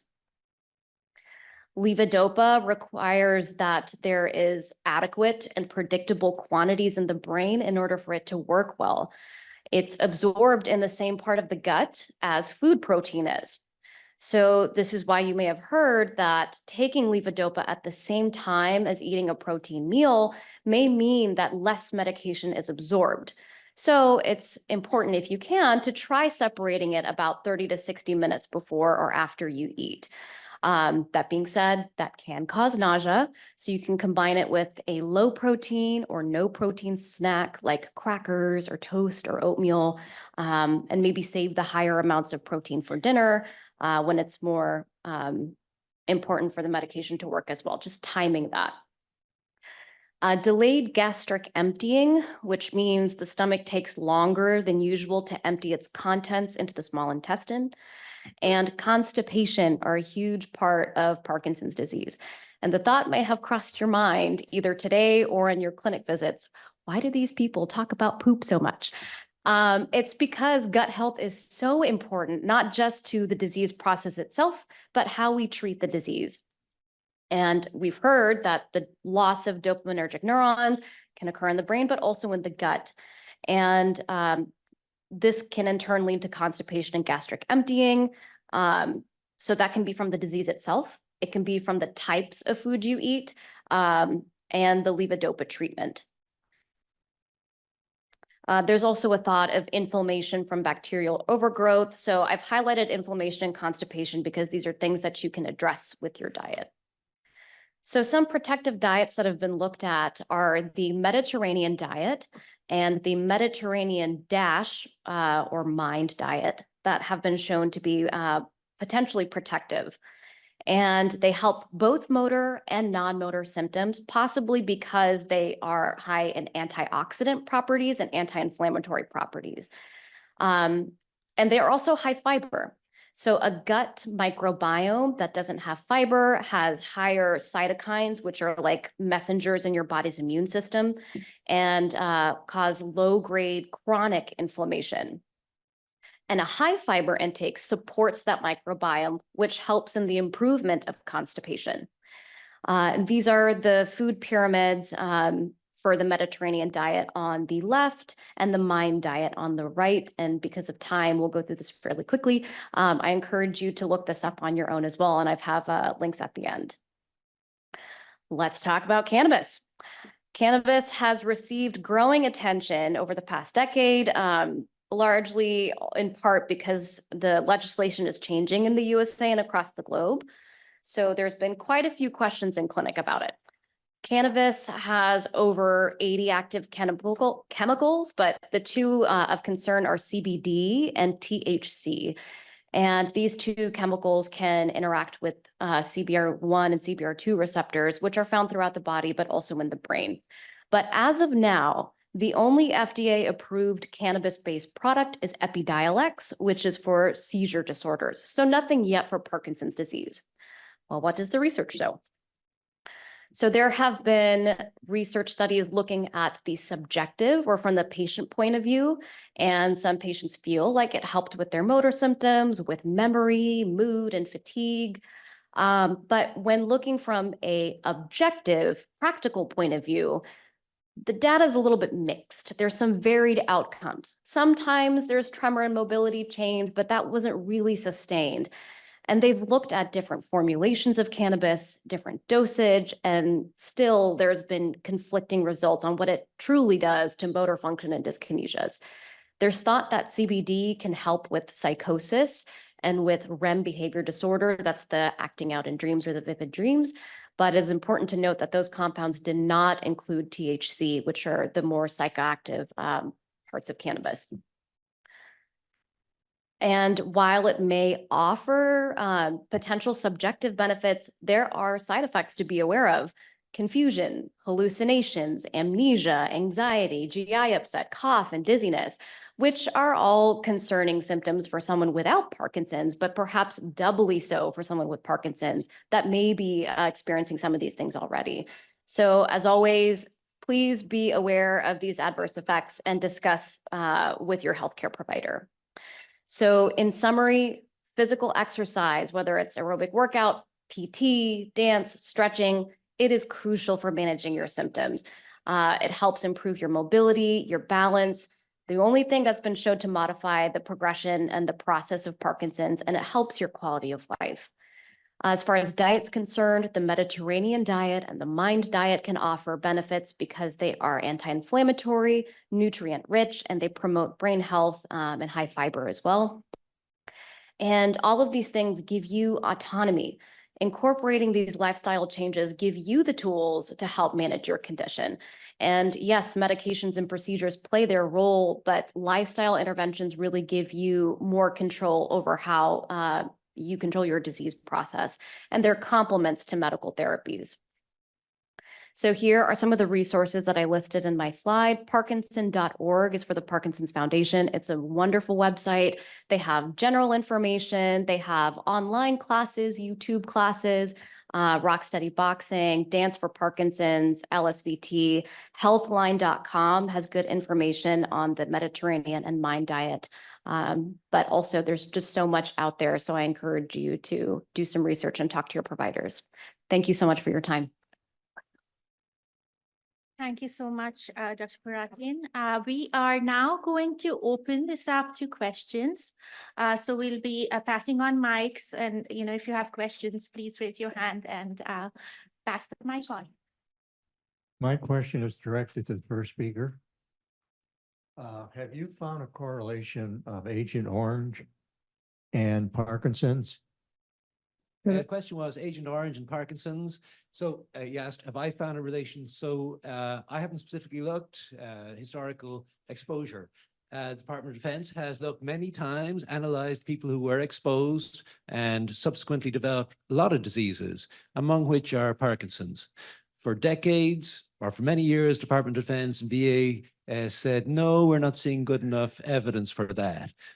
More recently, I don't know whether it's 8 or 10 years ago, they made a change that was mostly political decision. You know what? Let's quit arguing about it. Let's give benefits, disability benefits, to people who were demonstrably exposed to Agent Orange, who subsequently got either Parkinson's disease or things of that nature, Parkinson plus difficulties. Let's quit arguing about it. Let's provide benefits and support. It's not. It's a very tricky question to make a causal association between exposure many years ago and subsequent development of symptoms. It makes sense on the surface. These are quite toxic chemicals. They can't be good for neurons, and it makes sense, but actually proving in a scientific manner a causal association has not been possible, frankly. Thank you. Dr. O, could you elaborate a little bit about the statement about the diabetic medications? Is that the GLP-1, or is it something different? And what are they seeing that might be helpful?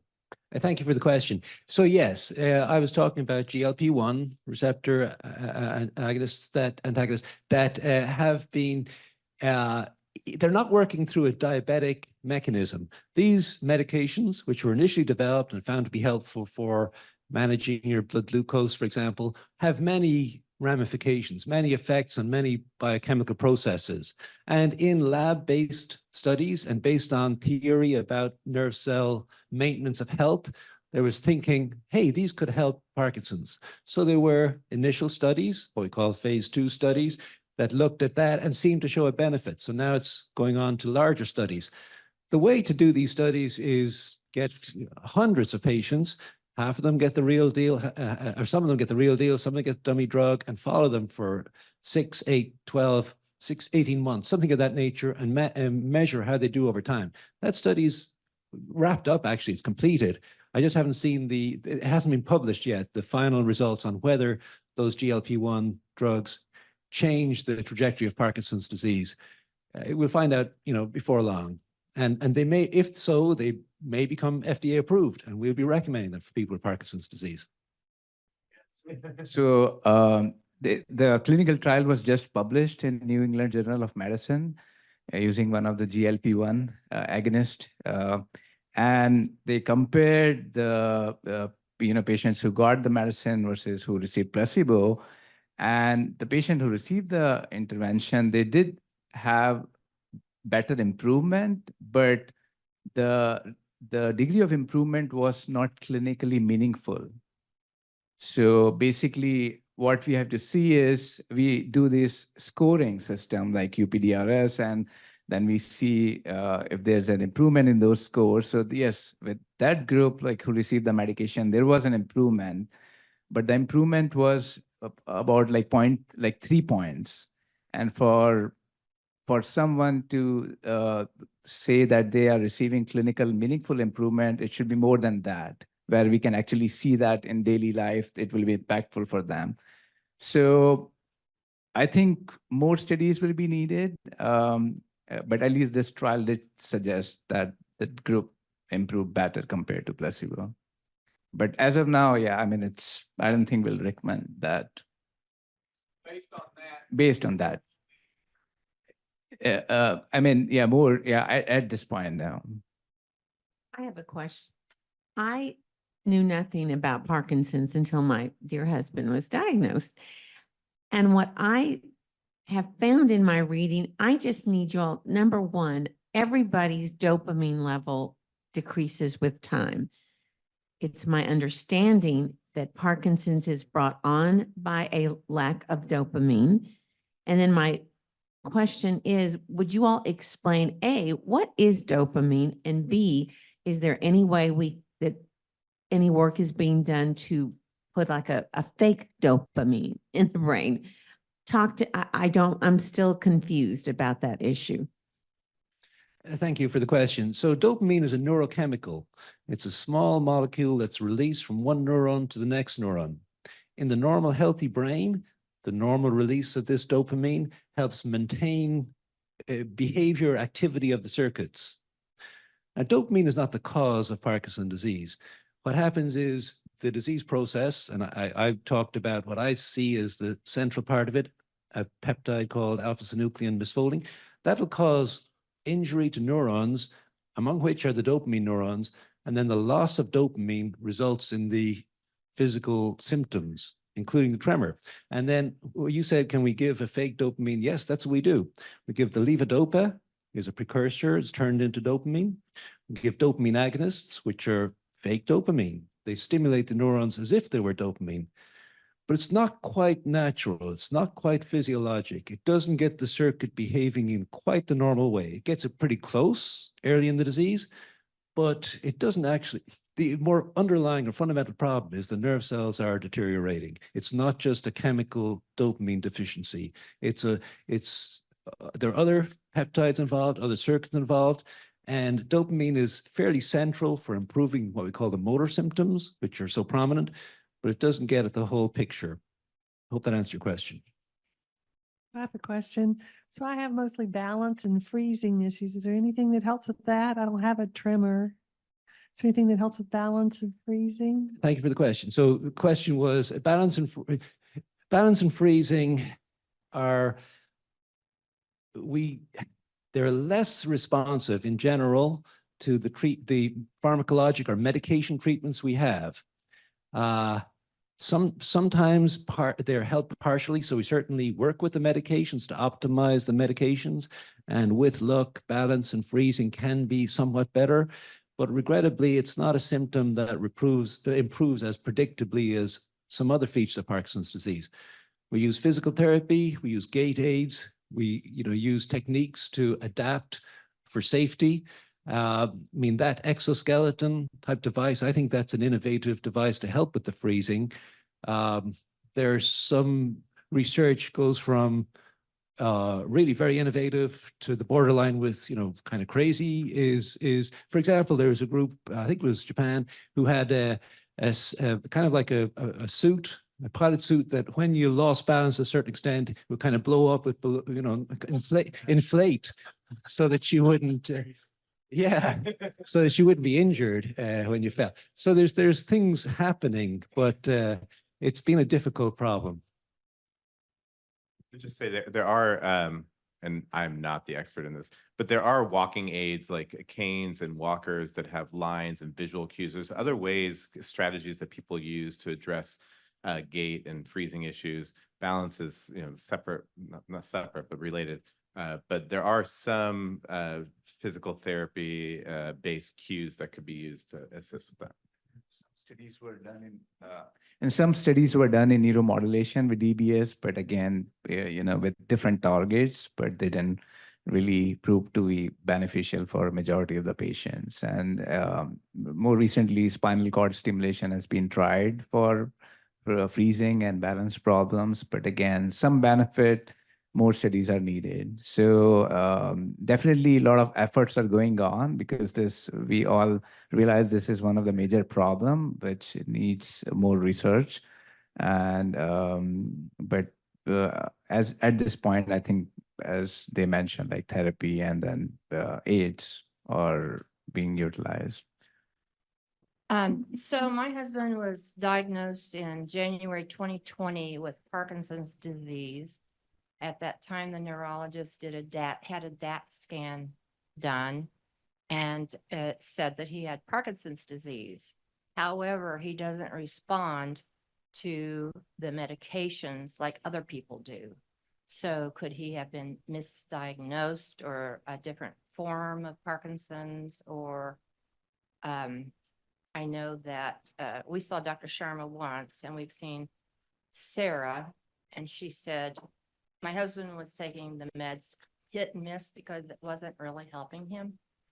So she said, take it faithfully 3 times a day for 2 weeks and get back to me and let me know if it helps. So it's just very confusing for him. He has stiffness and slow movement, not so much the tremor. So one of the, as Dr. mentioned in the talk, the diagnosis of Parkinson's is made clinically. So we look at different clinical features on exam. And then there are also like supportive criteria or measures which helps to support the diagnosis. And one of them is response to levodopa. Now, the response to levodopa varies from patient to patient, but in general, majority of the patient with idiopathic Parkinson's disease, they experience good benefit. When we don't see that benefit, then we look at the other clinical features to see if their clinical characteristics fit into other forms of Parkinsonism, what we use the term as atypical forms of Parkinsonism. But if those features are not present at that time, then it's very difficult to be very certain about a specific diagnosis. Then we follow them along over the time and to see if we are able to refine the diagnosis.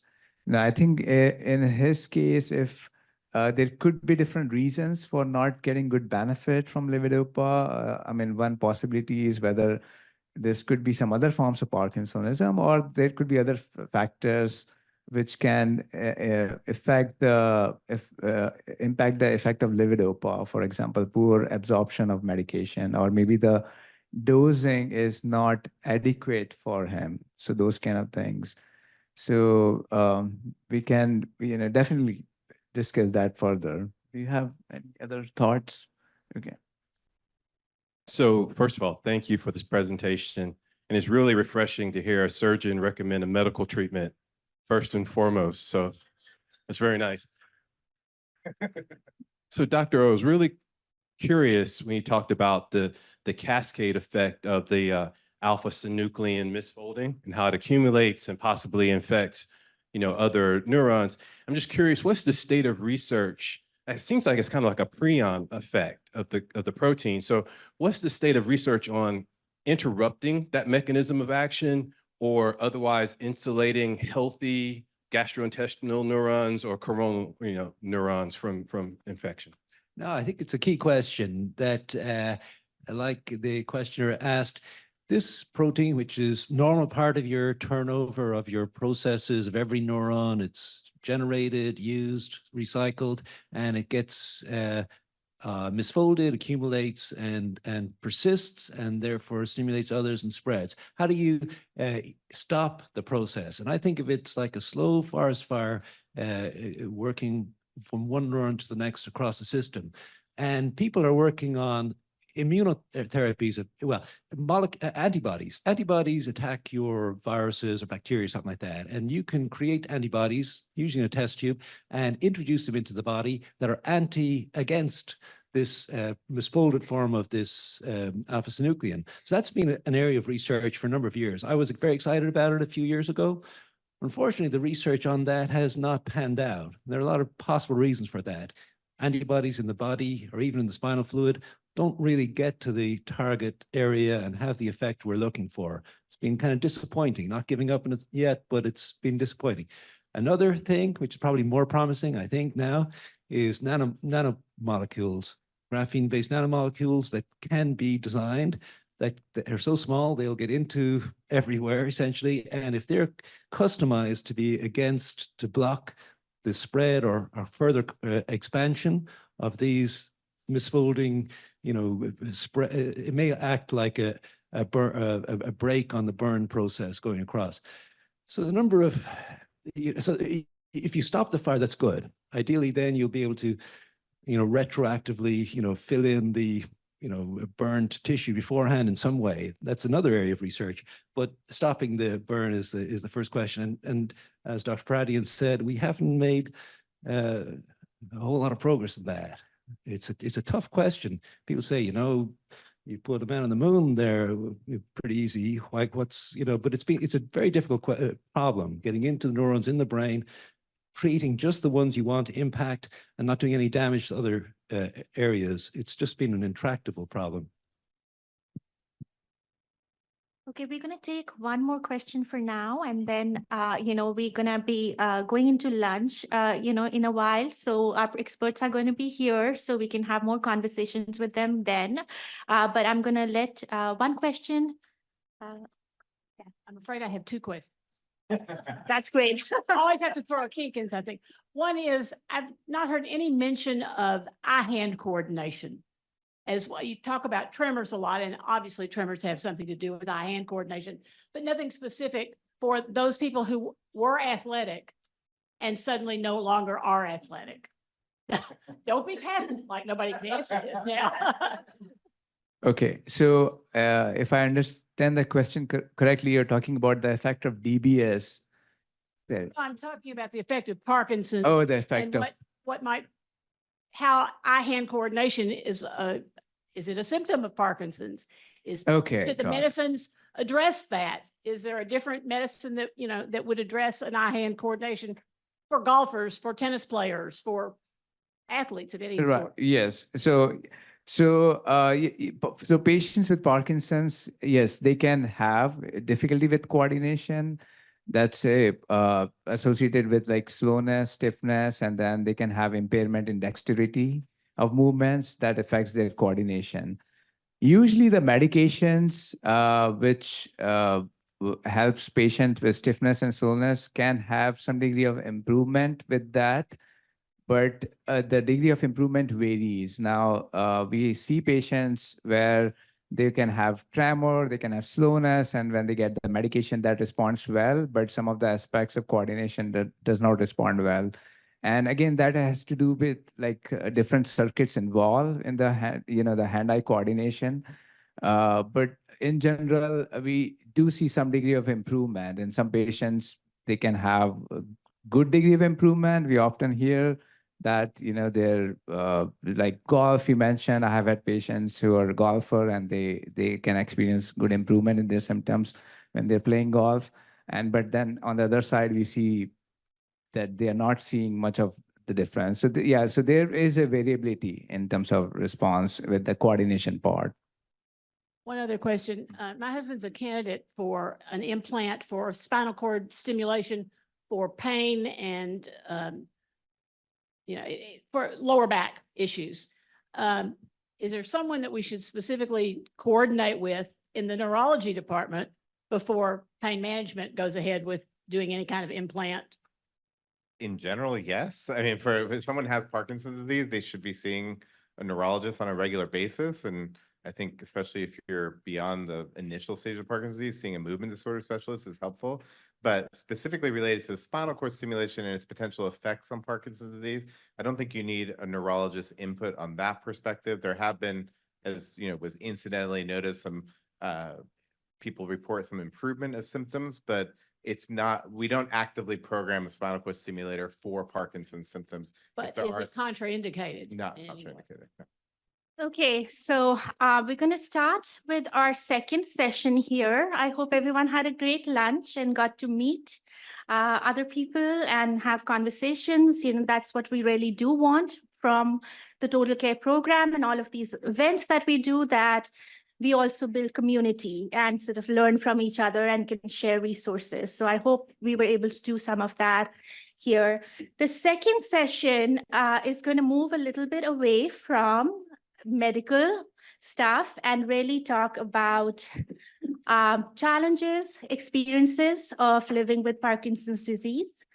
The way we're going to do this is we have 4 panelists here.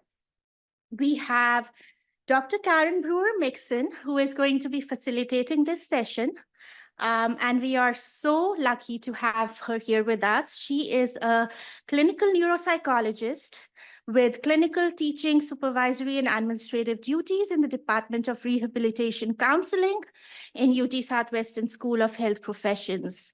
She works closely with Parkinson's patients and families. In addition to all of that, she is also an advisor to the Total Care Program in our Patient Family Advisory Board, where she serves in the capacity of a care partner to someone with Parkinson's. In her dual role, Dr. Brewer-Mixon brings immense learning and perspective to us in the Total Care Program, and we're really lucky to have her. So Karen is going to facilitate this wonderful panel of experts we have here on the topic of planning ahead with Parkinson's disease. Thank you very much, Anuba. Appreciate that.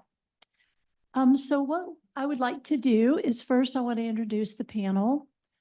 Then I'm going to ask each of them one question, and hopefully that will get you guys, get your juices flowing in terms of what questions you would like. And then we'll just open it up. And if we get a really dead space, then I'll ask another question. But in general, we're more interested in what you have to ask about than what I have to ask about. So I'm going to start with this lady to my left here. This is Connie Cornwell. She's a medical family therapist. She has over 30 years of experience as a couples and family therapist, educator, trainer, and supervisor. So this is not in my bio, but Connie is like the queen of family therapy here at UT Southwestern. Everybody knows her. She is this, that's a good thing. She is the senior supervisor of the Family Studies Center, where she is training and supervising couples and family therapy interns, medical students, and psychiatry residents in the Department of Family Medicine. To her left is Dr. Jenny Ricky. Dr. Ricky is a neuromuscular specialist and a palliative care doctor. She went to medical school at UT Health Science Center in Houston. Followed by an internship, a residency, and 2 fellowships at UT Southwestern. And so we're very happy to have her here. She's going to actually do double duty in talking about both palliative care and advanced care planning. And finally, we have Dr. Dan Novak. Dr. Novak holds a PhD in organizational leadership, and he volunteers as a voice of the patient on behalf of persons living with Parkinson's disease and their families. He is a research advocate with the Parkinson's Foundation, the Parkinson's Study Group, the Movement Disorder Society, the World Parkinson's Conference. That is not easy to say. Earlier this week, Dr. Novak received the President's Volunteer Service Award, the President of the United States Volunteer Service Award, in recognition of his service to the nation. Currently, he is influencing the future. Yeah, that deserves a clap. Absolutely. Should have written in pause. Currently, he's influencing the future of patient engagement in national healthcare research, serving with the Patient-Centered Outcomes Research Institute, known as PCORI for the other researchers in the room. And that is a division of the National Institutes of Health. Okay.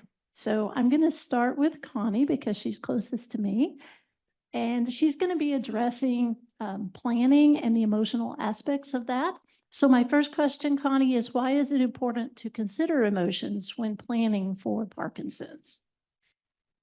Okay, that's a big question. First of all, how I see it is that your feelings and emotions are riding along with you in this illness, with the patient, with their partners, and with their family members. So you will experience all kinds of emotions moment to moment. You really can't plan. You know, you really can't plan on how you're feeling. And I think the main message I want to get across is that whatever you're feeling, good, bad, positive, or negative, it's okay. It's quite normal. What people tend to do is they'll start feeling bad about something, and then they start judging the feeling, and then now we're, feeling about our feelings, and it gets very complicated.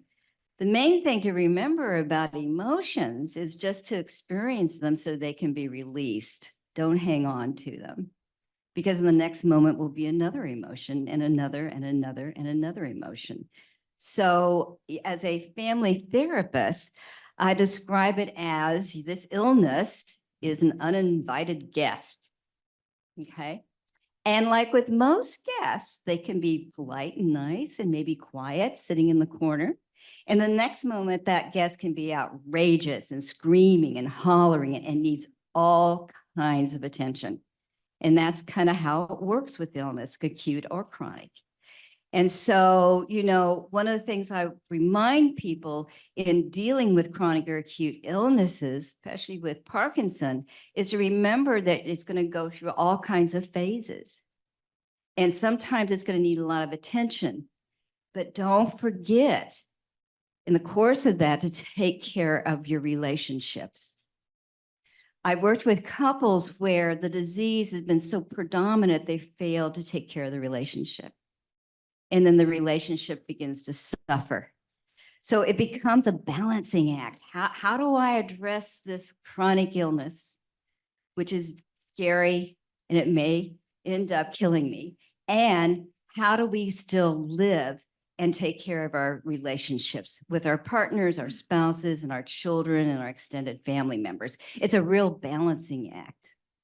So just keep that in mind as you're, thinking about emotions and feelings. They're going to come and go.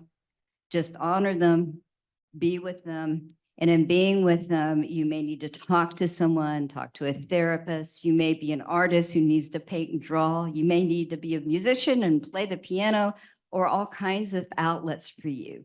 But it's important to just honor them.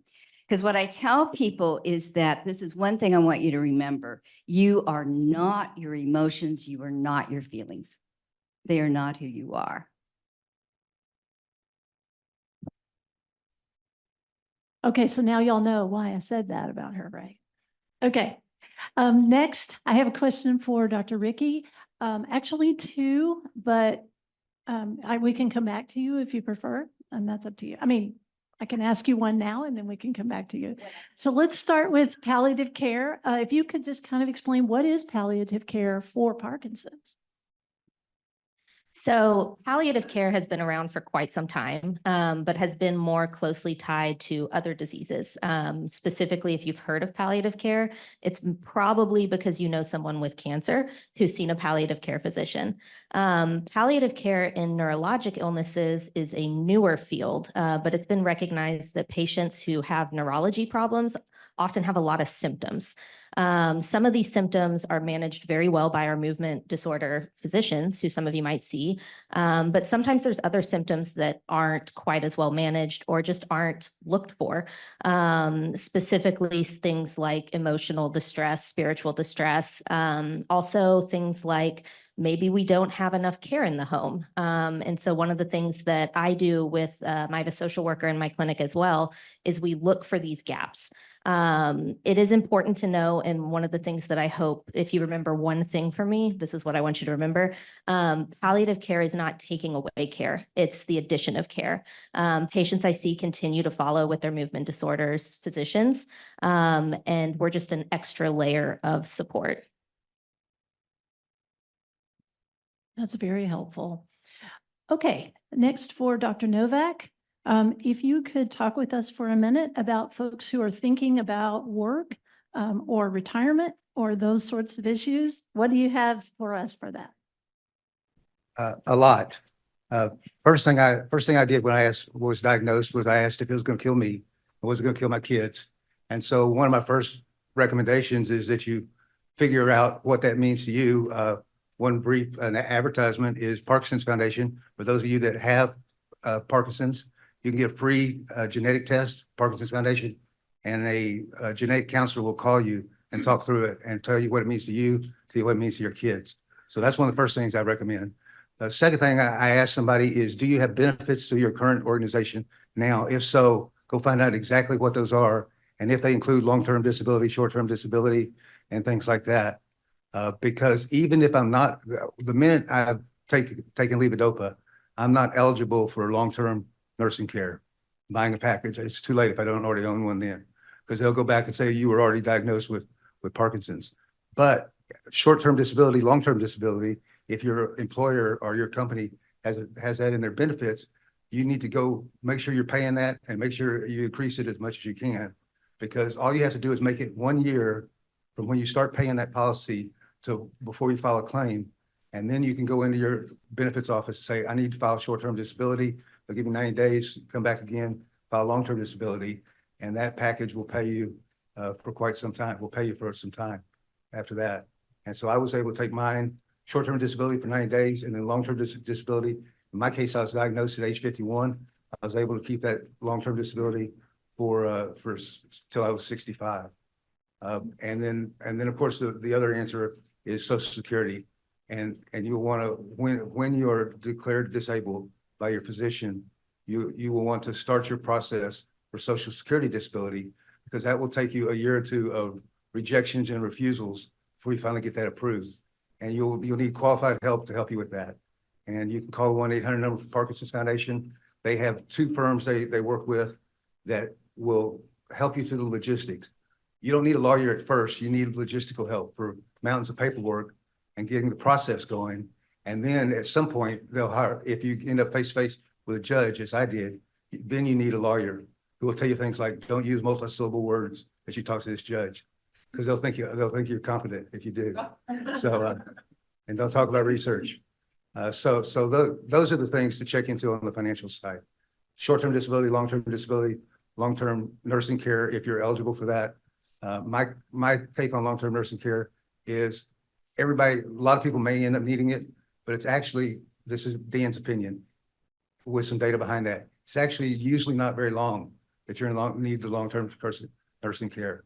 And there's new concepts coming. They may be expensive, like hospital in the home. I may never end up outside the home for my long-term care. I may be hospital in the home, something like that. So there's options that don't get hung up on some of the stuff that you may want to go buy now or get insured for now may not come to pass by the time you get there.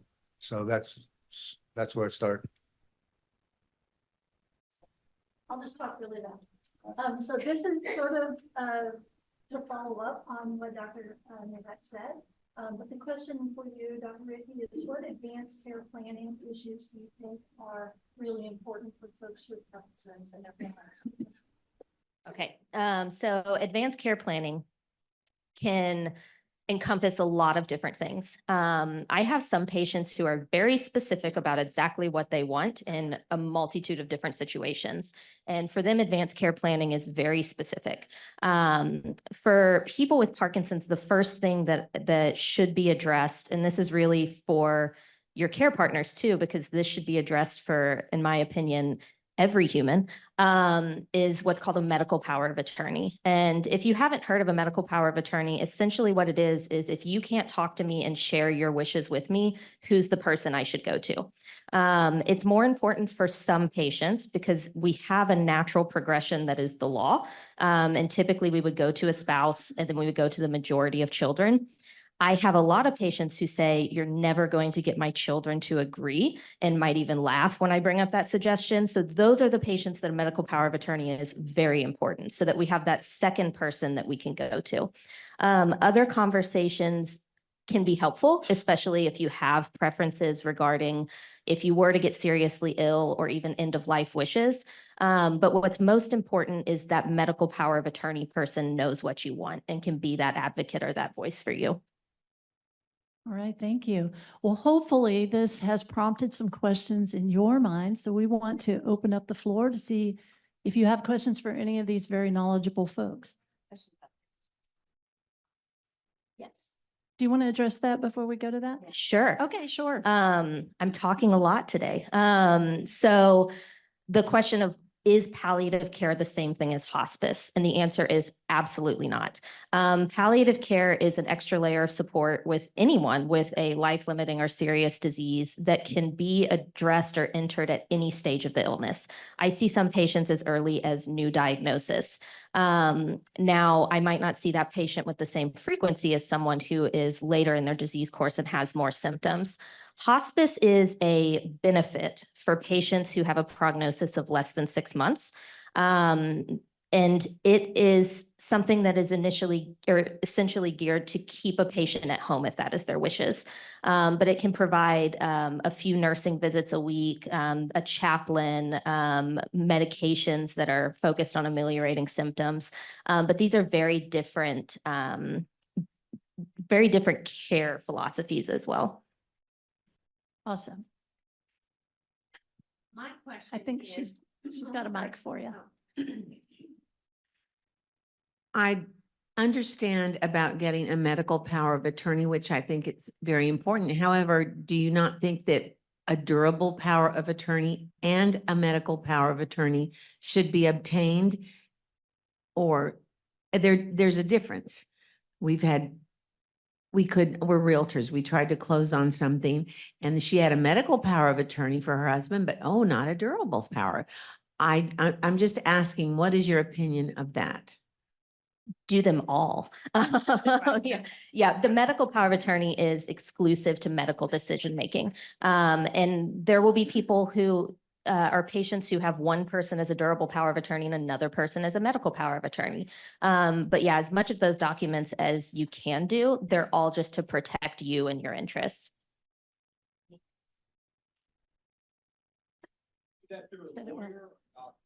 So medical power of attorney, you can actually print online, and all you need is 2 witnesses who are not going to inherit anything when you pass away and are not family members. But if you look it up, there's a standard Texas form. There's another form on there called the Advanced Directives to Physicians, where you essentially select, it's very vague. If I have a life-limiting illness and cannot speak for myself, I want everything, or I want nothing. And those are the only choices on the Texas form. So it tends to be a less powerful document. And we tend to ask the MPOA more about certain situations than look at the advanced directive.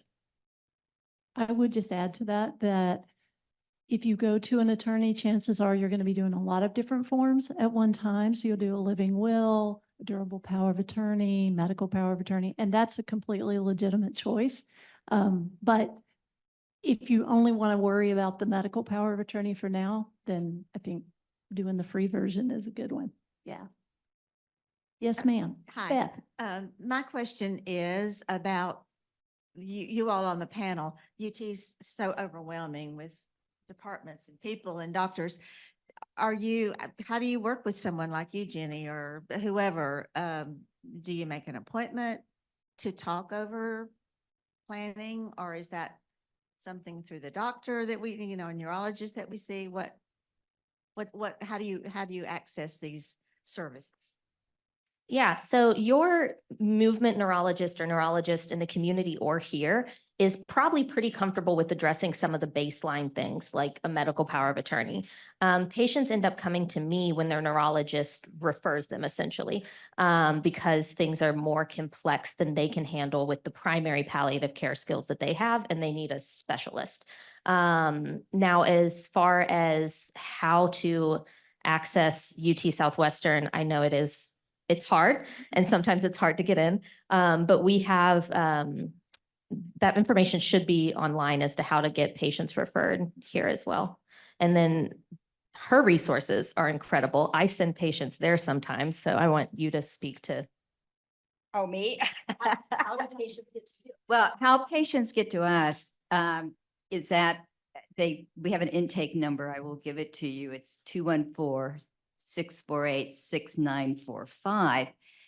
And the Family Study Center, we are really a training center. So people work with interns who are specializing in couples and family therapy, and they're doing that under my supervision. So we're able to keep our costs low. So our sessions are like $20 a session. So you can imagine we serve a large population and a very diverse population.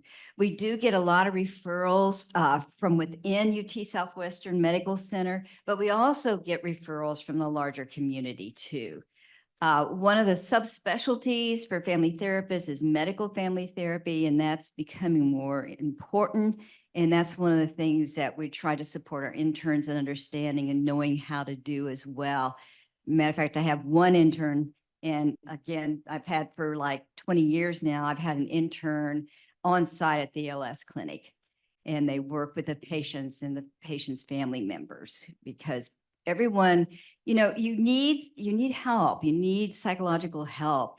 People may not realize it and may not want it at the beginning, but then as these illnesses progress, you begin to realize, wait a minute, I'm experiencing feelings I hadn't experienced before. I'm feeling depressed or anxious or fearful, or I'm really angry with my partner because he has this illness and I feel bad about being angry, And so these are the kinds of things that we do as medical family therapists, help support you through all that. There's many other resources out there of community resources and agencies that provide counseling of all kinds. And I have a long list. I'm not going to go into that list, but there are resources out there. And I would encourage you as a patient and as families to seek those out, because we all need support when we're going through some tough stuff.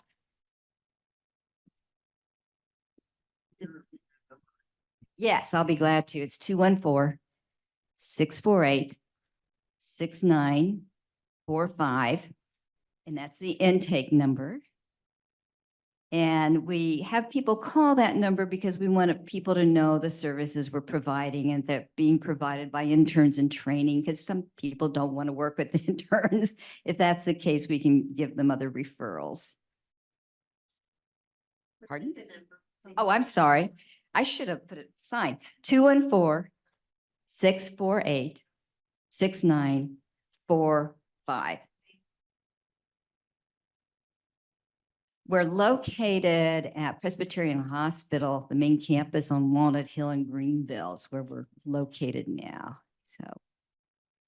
So if you're living and that's not convenient place to come, feel free to, contact and we'll try to give you some better referrals, because there's a lot of agencies out there that's scattered throughout DFW that you can work with.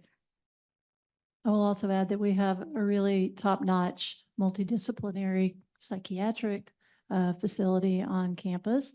Facility might be the wrong word. Clinic is really better. That is staffed by psychiatrists, psychologists, and master's level therapists of different types. So if we are closer to you, not to take away from Connie in any way, but if you prefer to be seen in this area of town, I was afraid you were going to ask me that. 214-648-8500. And their fees are very reasonable too. They are, and they do require referral, just FYI. They are not free. We have to make some money to pay our salaries. Okay, yes, ma'am.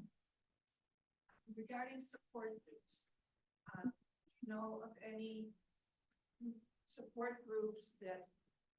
support groups that meet in person? I know of one support group that meets on Zoom, that happened with COVID, which is one thing. I did go to one of the Zoom things, but I used to meet with my first husband. There was the support group at Walnut Hill that met in person every month, which was a godsend to us.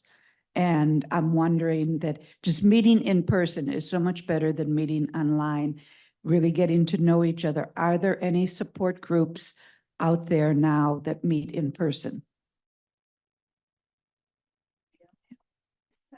I don't know, because I have a social worker who does all these wonderful things for me. I wonder if the Parkinson's Foundation phone number might be helpful too. I was going to mention the Rock Steady boxing groups that meet. There's 2 groups that meet, and both of them have support groups that meet just once a month though.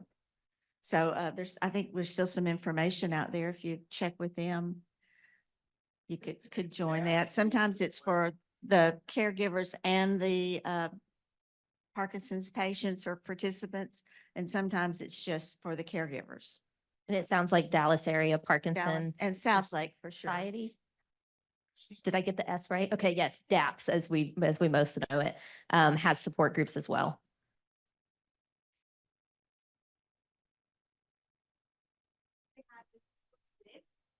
That they have shared with us at Movement Disorders Clinic. So if you also ask your clinician, they'll be able to give you that list, and that list definitely has resources for support groups as well. And if you all ask, as care receivers at UT Southwestern for these resources in the clinic, part of what Total Care does want to do is to really make sure that we have some of these resources available to our patients. So just ask more and more for it, and hopefully it'll happen. You're saying be a squeaky wheel? Exactly. What other questions?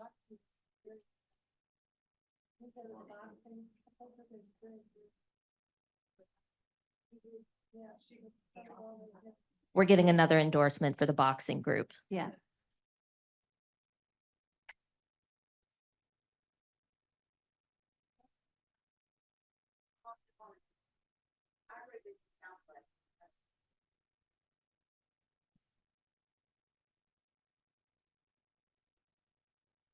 Okay.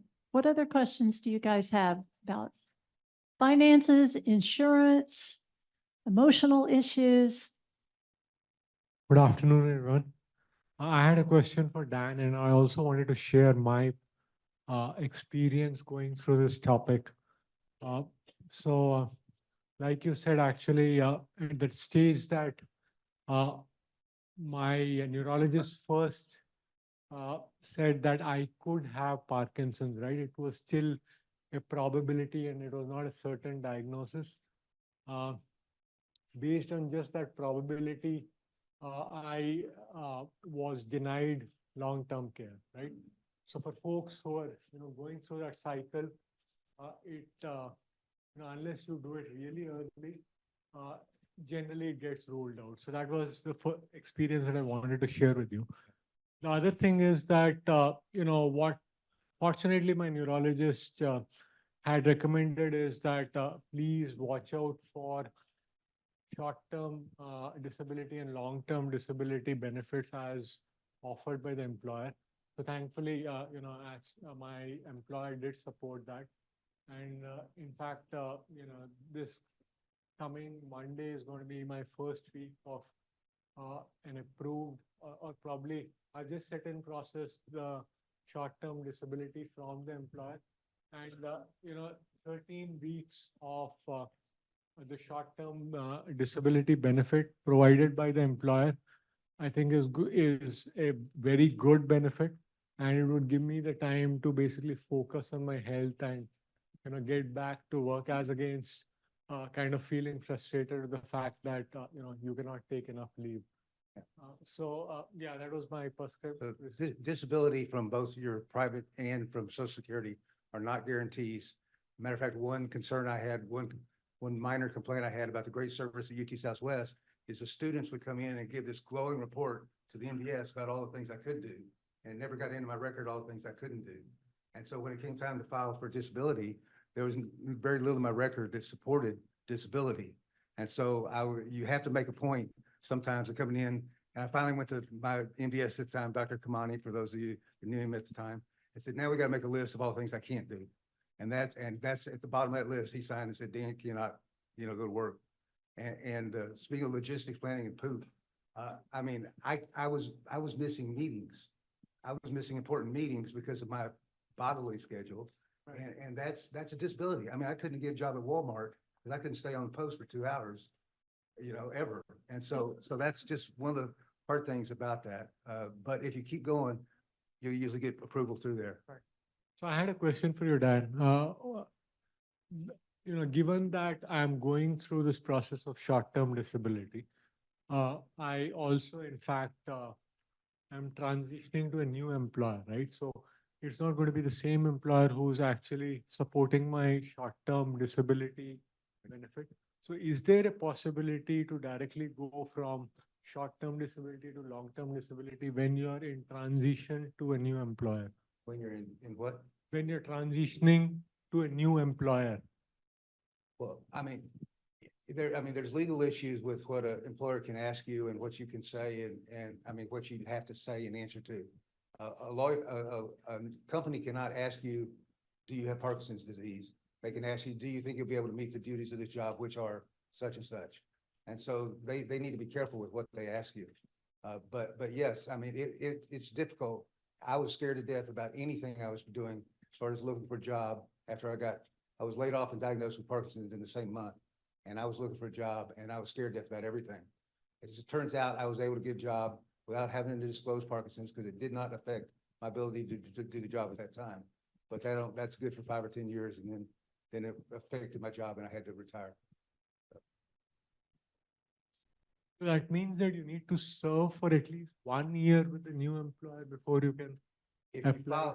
You typically will not be able to file a claim against your disability for at least 12 months. They'll say you had a pre-diagnosed condition and you're not eligible for benefits at this time. So. Right. Okay, thank you. These are some great questions. Do we have another one? Yes, ma'am.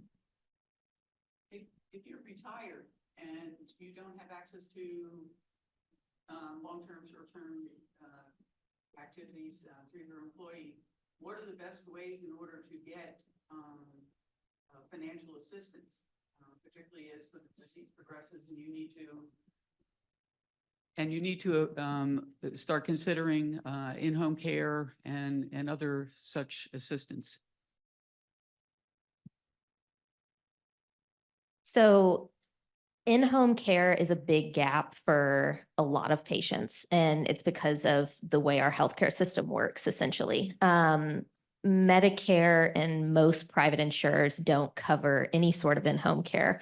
Patients who are able to get Medicaid for disability will sometimes get some coverage for in-home nursing and things like that. So it's a gap that I don't think there is a good answer for it outside of having some sort of disability policies. I wish I had a better answer, but that's something that a lot of my patients are struggling with. My Medicare Advantage plan is offering some in-home benefits. You got a good plan. So United Healthcare. So, yeah, go ask your questions. Did you have a follow-up before we go to somebody else? Yeah, the follow-up that I have, we have Medicare and we have TRICARE for Life. Is anything to your knowledge available through TRICARE? I don't know. Okay. Yes, ma'am.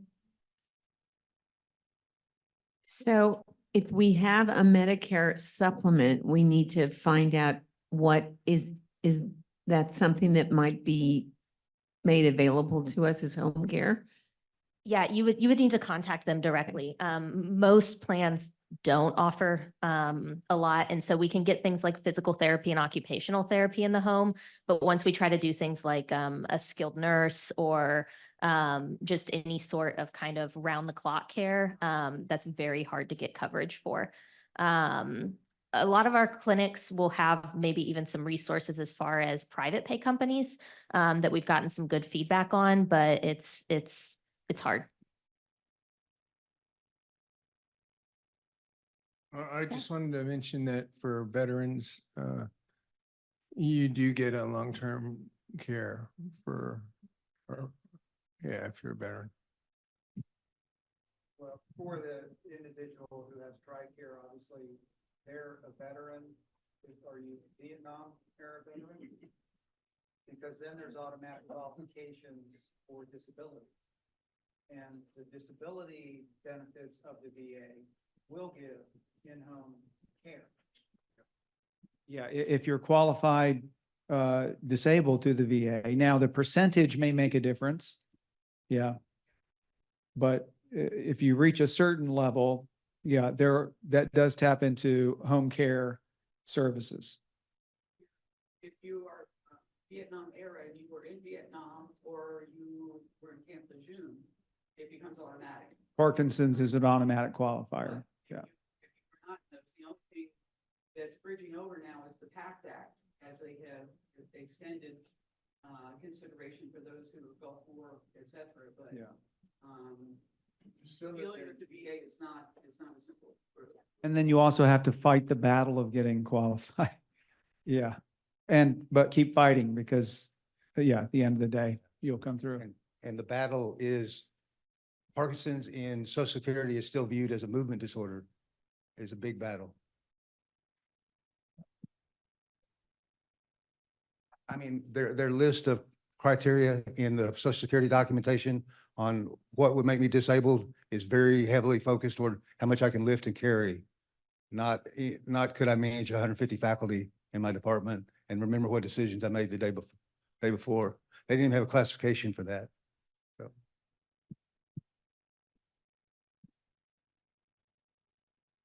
With regard to the VA and being at Camp Lejeune, things like that, yes, it is a process. However, something that a roadblock we've come through, he was not diagnosed with Parkinson's until after a certain date. However, he was experiencing all of the symptoms, and we have documentation from doctors. And of course, we're going to have to go through all of that, I assume, before we hear anything from the VA. What is your feeling about that? So I think I can echo what's been said before, is that getting those benefits through the VA is quite the process. But also they are very good benefits. And that's one of the few ways to kind of get that home care stuff covered. So keep.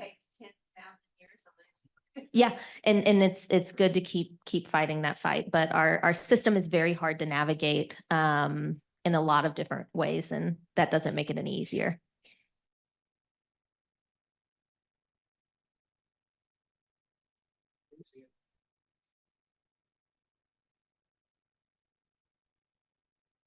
Any other questions that you guys have? Yes, sir.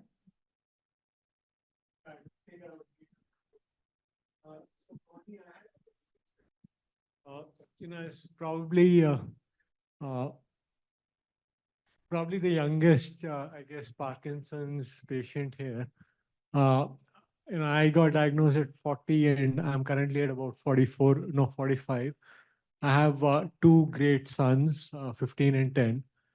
It pains me that they need to watch this pan out in front of them at this age, right? Given a choice, I would never want them to, witness what we go through on a daily level. Having said that, do you conduct sessions even with the whole family together, like teenagers, as well as the younger kid is 10 years. So would you recommend basically having sessions together as a family as well? Oh, absolutely. You're talking to a family therapist.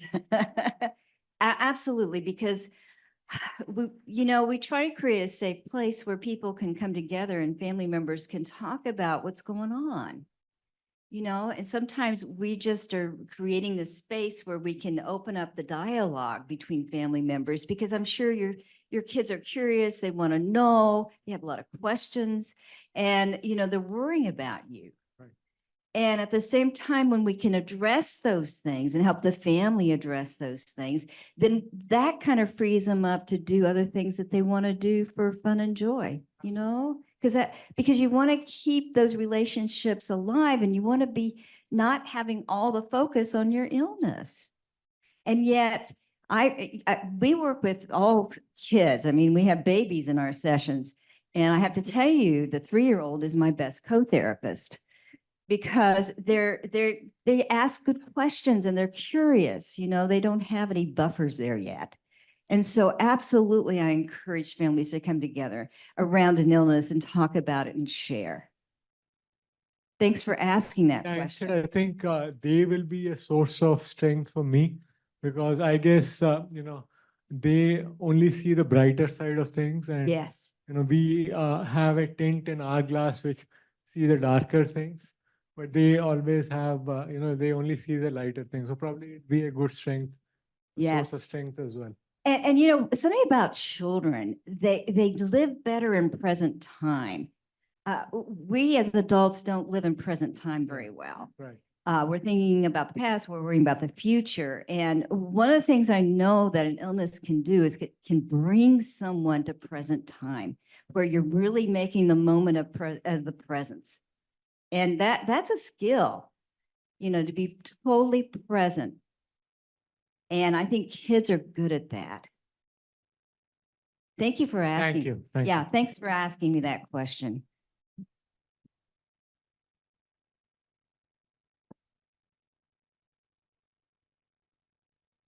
Anything else that you guys have noodling around in your brains? It's been a really good discussion. Please do.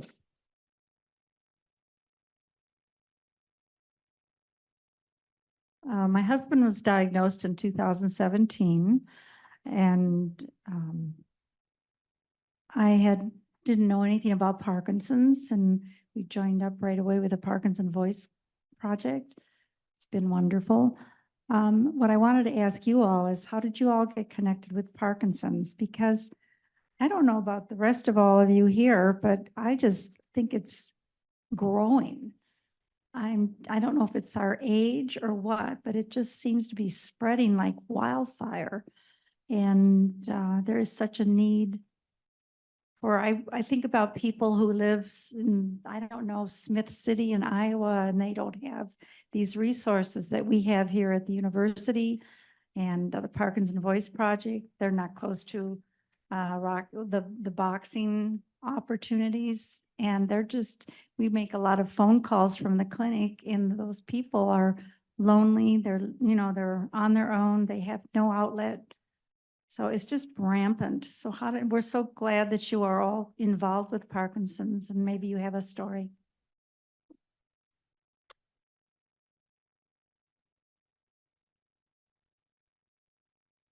You guys go first and I'll tell mine last.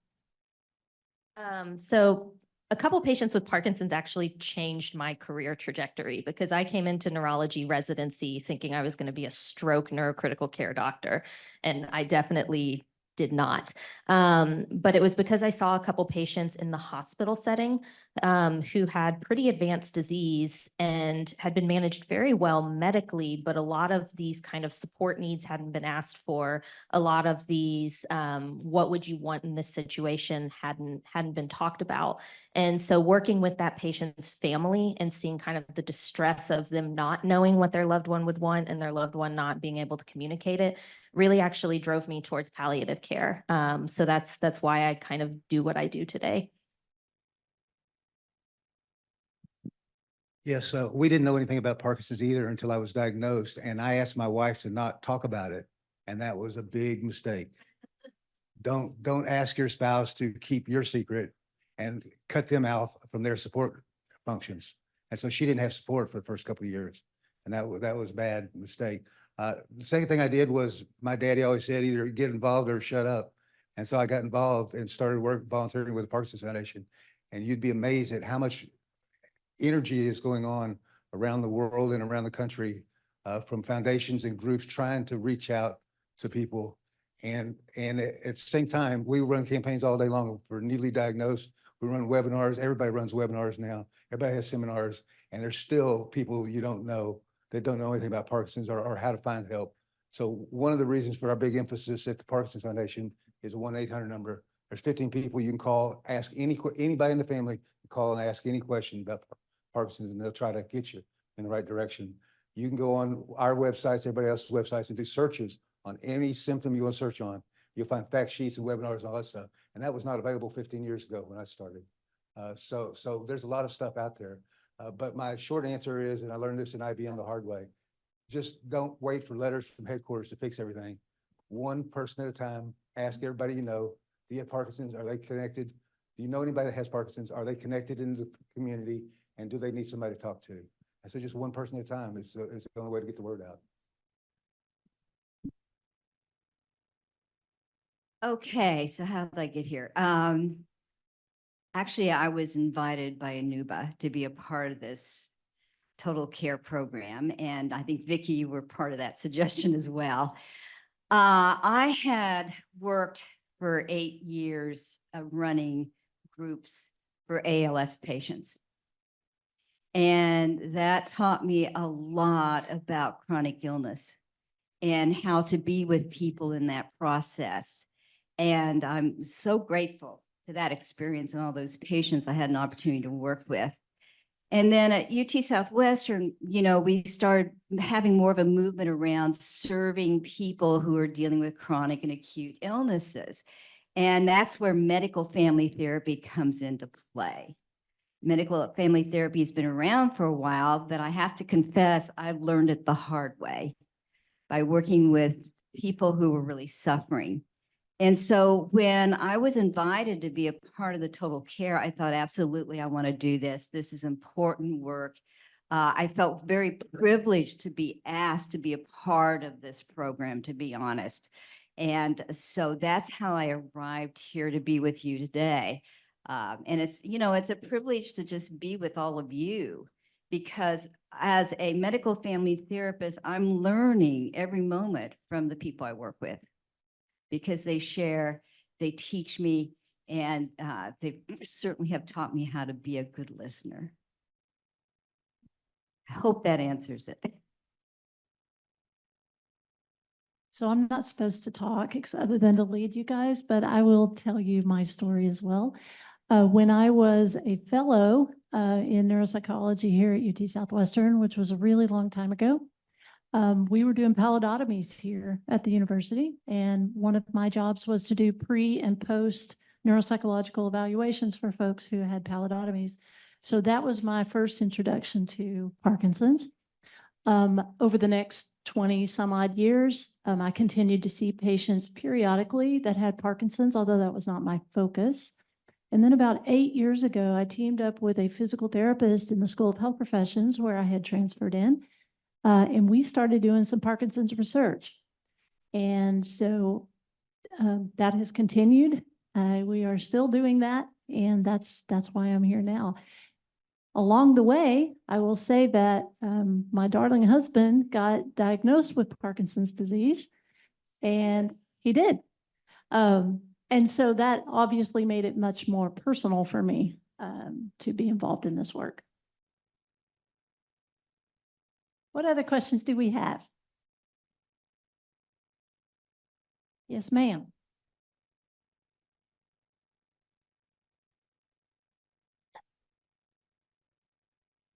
So my husband and I are a week and a half into this, so it's all new. And so what I'm wondering, so I'm reading everything, I'm looking at everything, but what I'm noticing is like with the Rocksteady boxing and the support groups, they're during the day.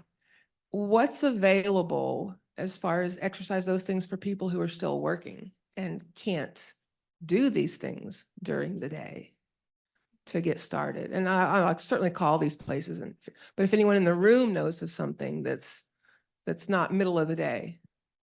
In Tarrant County, we have a boxing group that is at night on purpose to be able to support people that work. So, and we live in Arlington, so it's Okay. in Tarrant County. Yeah, yeah. So I'd be glad to help you with that. I'll get with you to get that Yeah. information. It's not a Rocksteady campus. It's called Paulie Ayala's. Anyhow, we've been doing it 12 years and we have a night class. Perfect. I'll get with you then. Thanks. I will also say, yeah, John, you could probably say it better than I can. Go ahead. You want to talk about exercise? I've been playing pickleball for 5 years now. I love it. And she won't let me play because I just had my operation, my DBS.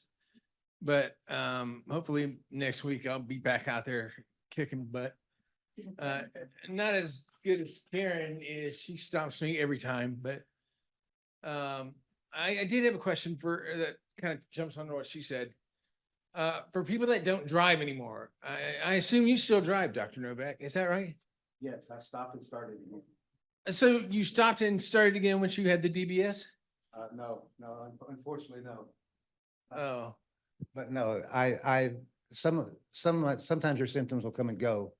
And sometimes you can intentionally make a difference in them and change habits. But yes, I'm still driving right now. I wish I could drive again. I miss that quite a bit, the freedom. For people that don't drive, is it just online resources that they can use to do extra exercise and voice project?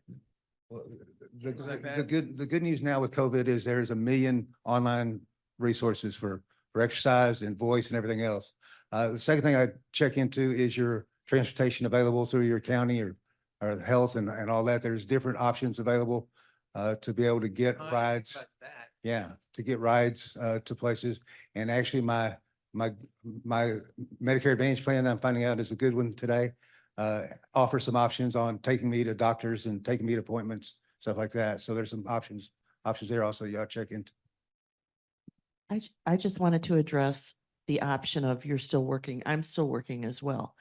And what I have found that if you have a church group, church family or community, or you have some friends that are able to just be your carpool guy.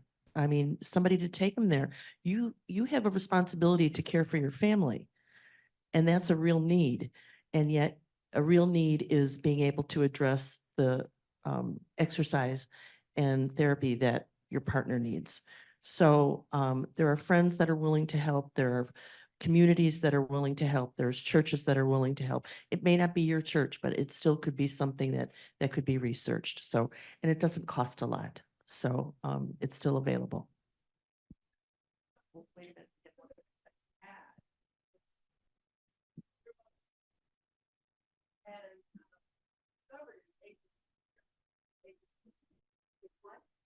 Ageism. So I was just saying, we're both 64 years old. We both happened to work for the same school that I was a founder of, and when we were let go, and discovered ageism is a real thing. And so it took him a while. While you were going to the bathroom, I told him we're a week and a half into this. So I went ahead and let everybody know. And I said, the thing is, I'm seeing things during the middle of the day, but we're working. And so because of that, you know, the concern is it took so long for him to find a viral. And the good news is he works from home 3 days a week. So yeah, it's just kind of figuring this stuff out. And it was amazing for me to discover this so quickly, because of course, as soon as the neurologist stepped out of the room and said, okay, I'm Googling, okay, what is there? What do we do? Where do we go? What do we do? And so thankful for this, you know, for these pieces to get on top of it. But yeah, that ageism's a thing. It's a thing if you're still having to work. It absolutely is. I was going to say one thing about the exercise during the day or in the evenings, and that is just to remind people that even though group exercise is amazing, individual exercise works too. And so don't just throw up your hands if you're working during the day and can't go to a rock steady boxing class or any other class for that matter. You can still exercise on your own. You can walk, you can lift weights, you can do all the things that you normally would have done in the past. But just to encourage you to continue that exercise program or to start one if you haven't been doing it, because the exercise itself is what's most important. The social stuff is really helpful, but you want to make sure you're doing the exercise with or without the benefit of other people around you doing the same thing at the same time. I don't know if everybody in here is knowledgeable about the driving that's offered to you at no price from I want to say Chicago, I live there. Yeah, DART, and it's amazing. And if you're not familiar with it, get in touch with it, because I found out about it and I went down there and the guy basically, I can go anywhere at any time to the airport, take it, anything like that. So that's something. Are you specifically talking about DART handy rides? Yeah.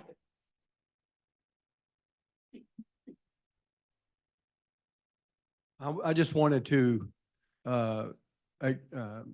state to the gentleman about not being able to drive somewhere for exercising. I've been associated with Tribe Wellness for 1.5 years and doing a lot of their classes. I do drive, and so I'm able to drive to Richardson, but several people don't drive, and he does all of his classes on Zoom as well. Yeah, he does a Thursday evening boxing class as well. Mm-hmm.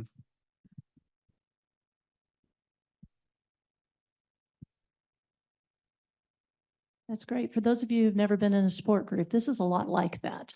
Just saying. It's really good. What other questions do we have? Or if anybody just wants to contribute something else from their experience, that's fine too. I was just going to mention the couple that's new, week and a half in. I'm 1.5 years in, but what I strongly recommend is Parkinson's Voice Project. They do everything online.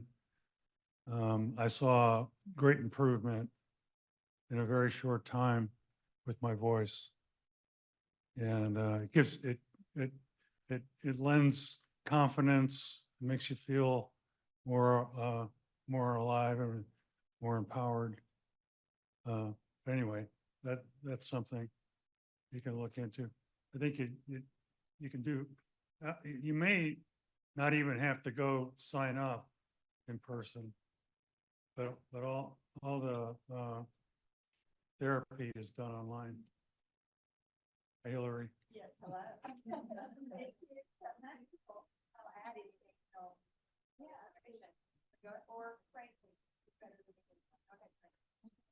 What I like to say too is the muscles that you exercise for speaking are the same muscles that you swallow with. So when you're doing the voice exercises with the Parkinson voices daily, your chances of dying from swallowing issues really go away. And 90% of people with Parkinson's that do not get swallowing exercises die from a swallowing issue. And it's when you get food into your lungs. And that can be fatal. So that's why exercising at the Parkinson Voice Project is not only to it's not only to restore and retain your voice, but it's also to restore and retain your swallowing, which can affect your life more than speaking. Hi, everyone. My name is Devin. I'm an occupational therapist for UT Southwestern, and I work with many patients with Parkinson's disease. First and foremost, I want to say thank you for coming today. It's been very life-changing for me as a therapist, hearing all of your stories, your hardships, the adversities you go through on a daily basis. One thing occupational therapy strives for is to promote independence, you know, and continue to live out your life independently, right? Doing those things, you know, go to the bathroom by yourself safely, play pickleball, you know, walk with your family. This is not an easy time for you guys. Remember that emotional health is one of the most important things too. It's probably, I can only imagine when you first sit down with the doctor and you get that diagnosis, it is probably your world is turned upside down. It is not easy. So please advocate for yourself and your family, and please talk to mental health. It's something I also struggle with as well, emotional health. And I'm coming to really terms with just that, not in PD way, but in my own life, right? Your family is very important to you. One thing that I want to add on that she said is very important. And when I work with patients in Parkinson's in the outpatient clinic or acute care, I give them a home exercise program. And it is, the group sessions are awesome. They're great. But, you know, advocating for yourself, please do the home exercise programs like whenever you get a chance. You know, you don't have to just do it, you know, in the clinic or in a group.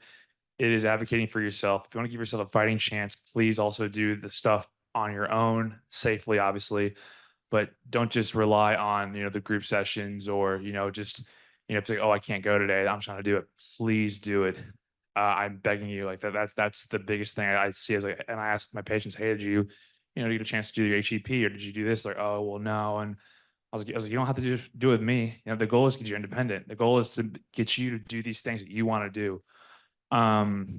It's been very insightful just hearing all your stories once again, but please, you know, once again, advocate for yourself. This is an educational thing. You're relearning how your body works. And that's a very difficult challenge. Every day you're going to have these, like, your symptoms might be exacerbated and some days may be harder than others.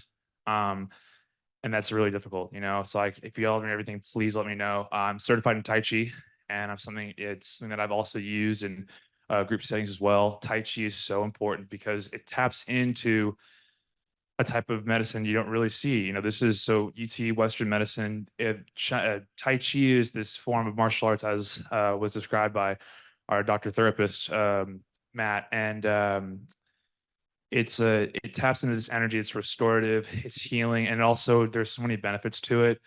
And I advocate for those things for you guys. If you have any questions about Tai Chi, please reach out to me. But yeah, I just want to say thank you guys for coming. So. I want to reiterate that. I think we're pretty close to the end. Do we have time for one more? Thank you to our microphone runners. For sure.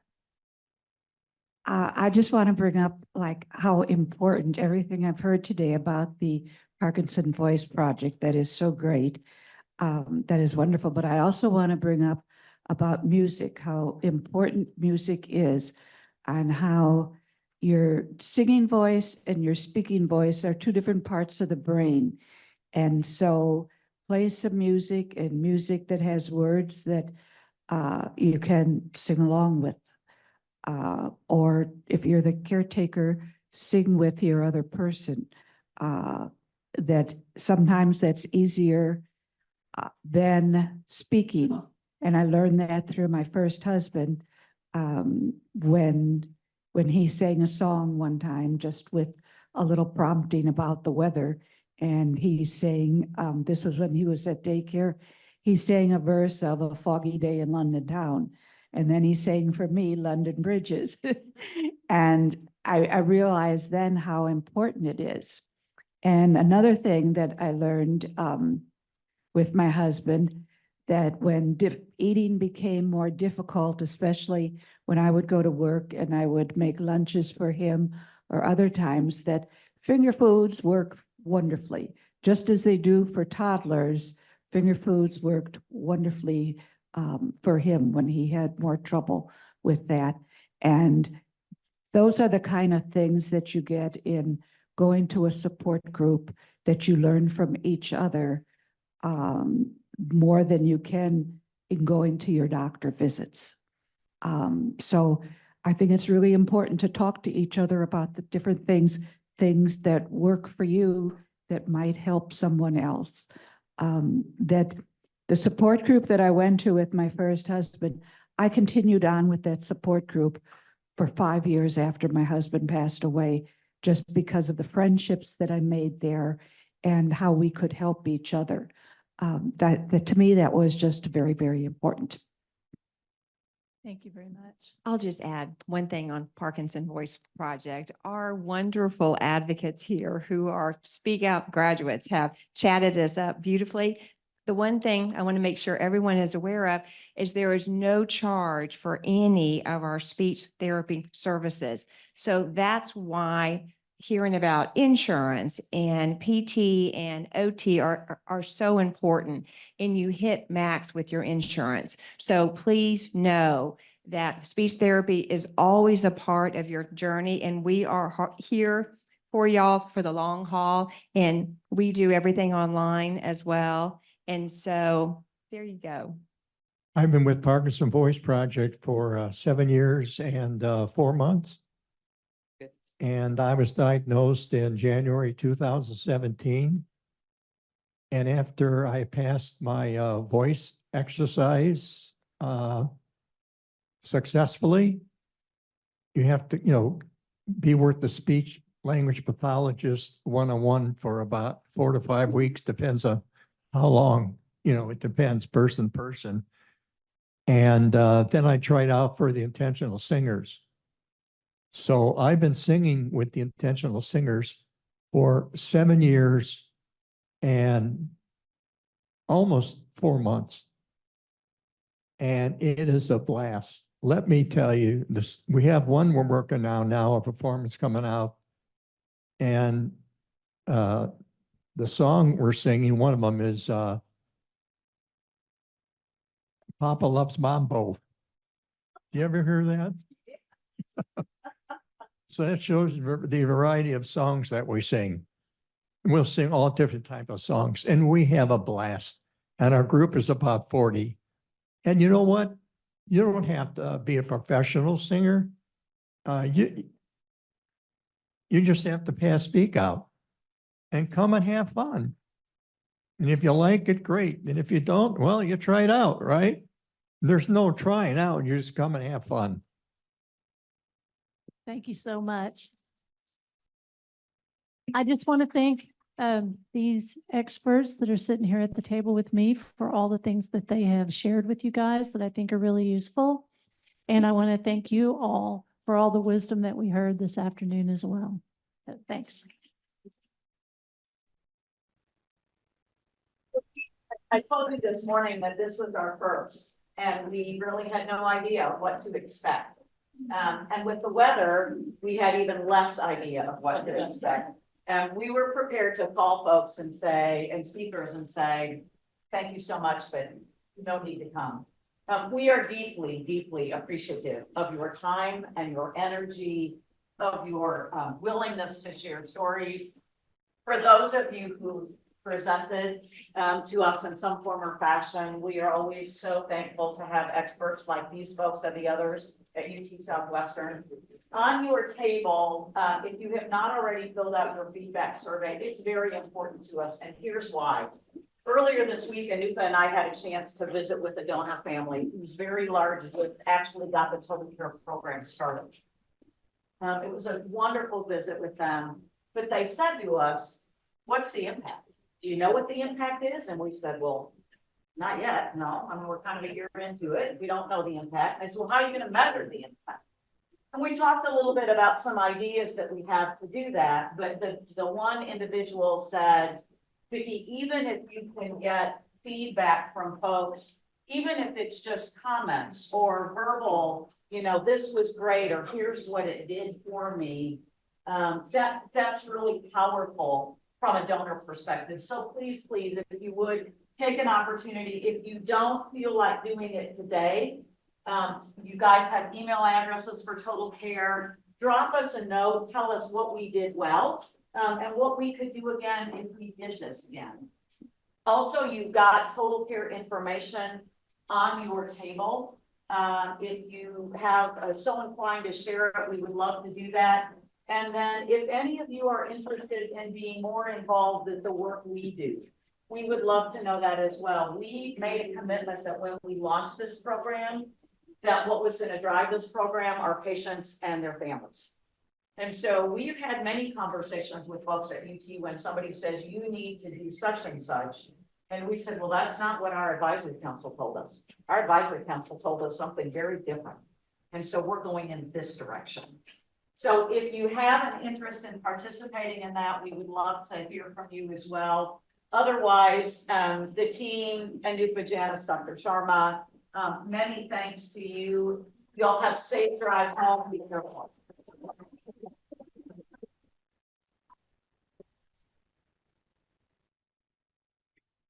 So a heartfelt thank you to all the speakers for sharing your expertise and knowledge, and also to patients for sharing experience. And I want to extend my gratitude to the Total Care program team, Anuba Sood, Vicki Dennis, Janice King, for organizing this symposium. Big shout out to them. And all the members of the patients and family council team. So thank you.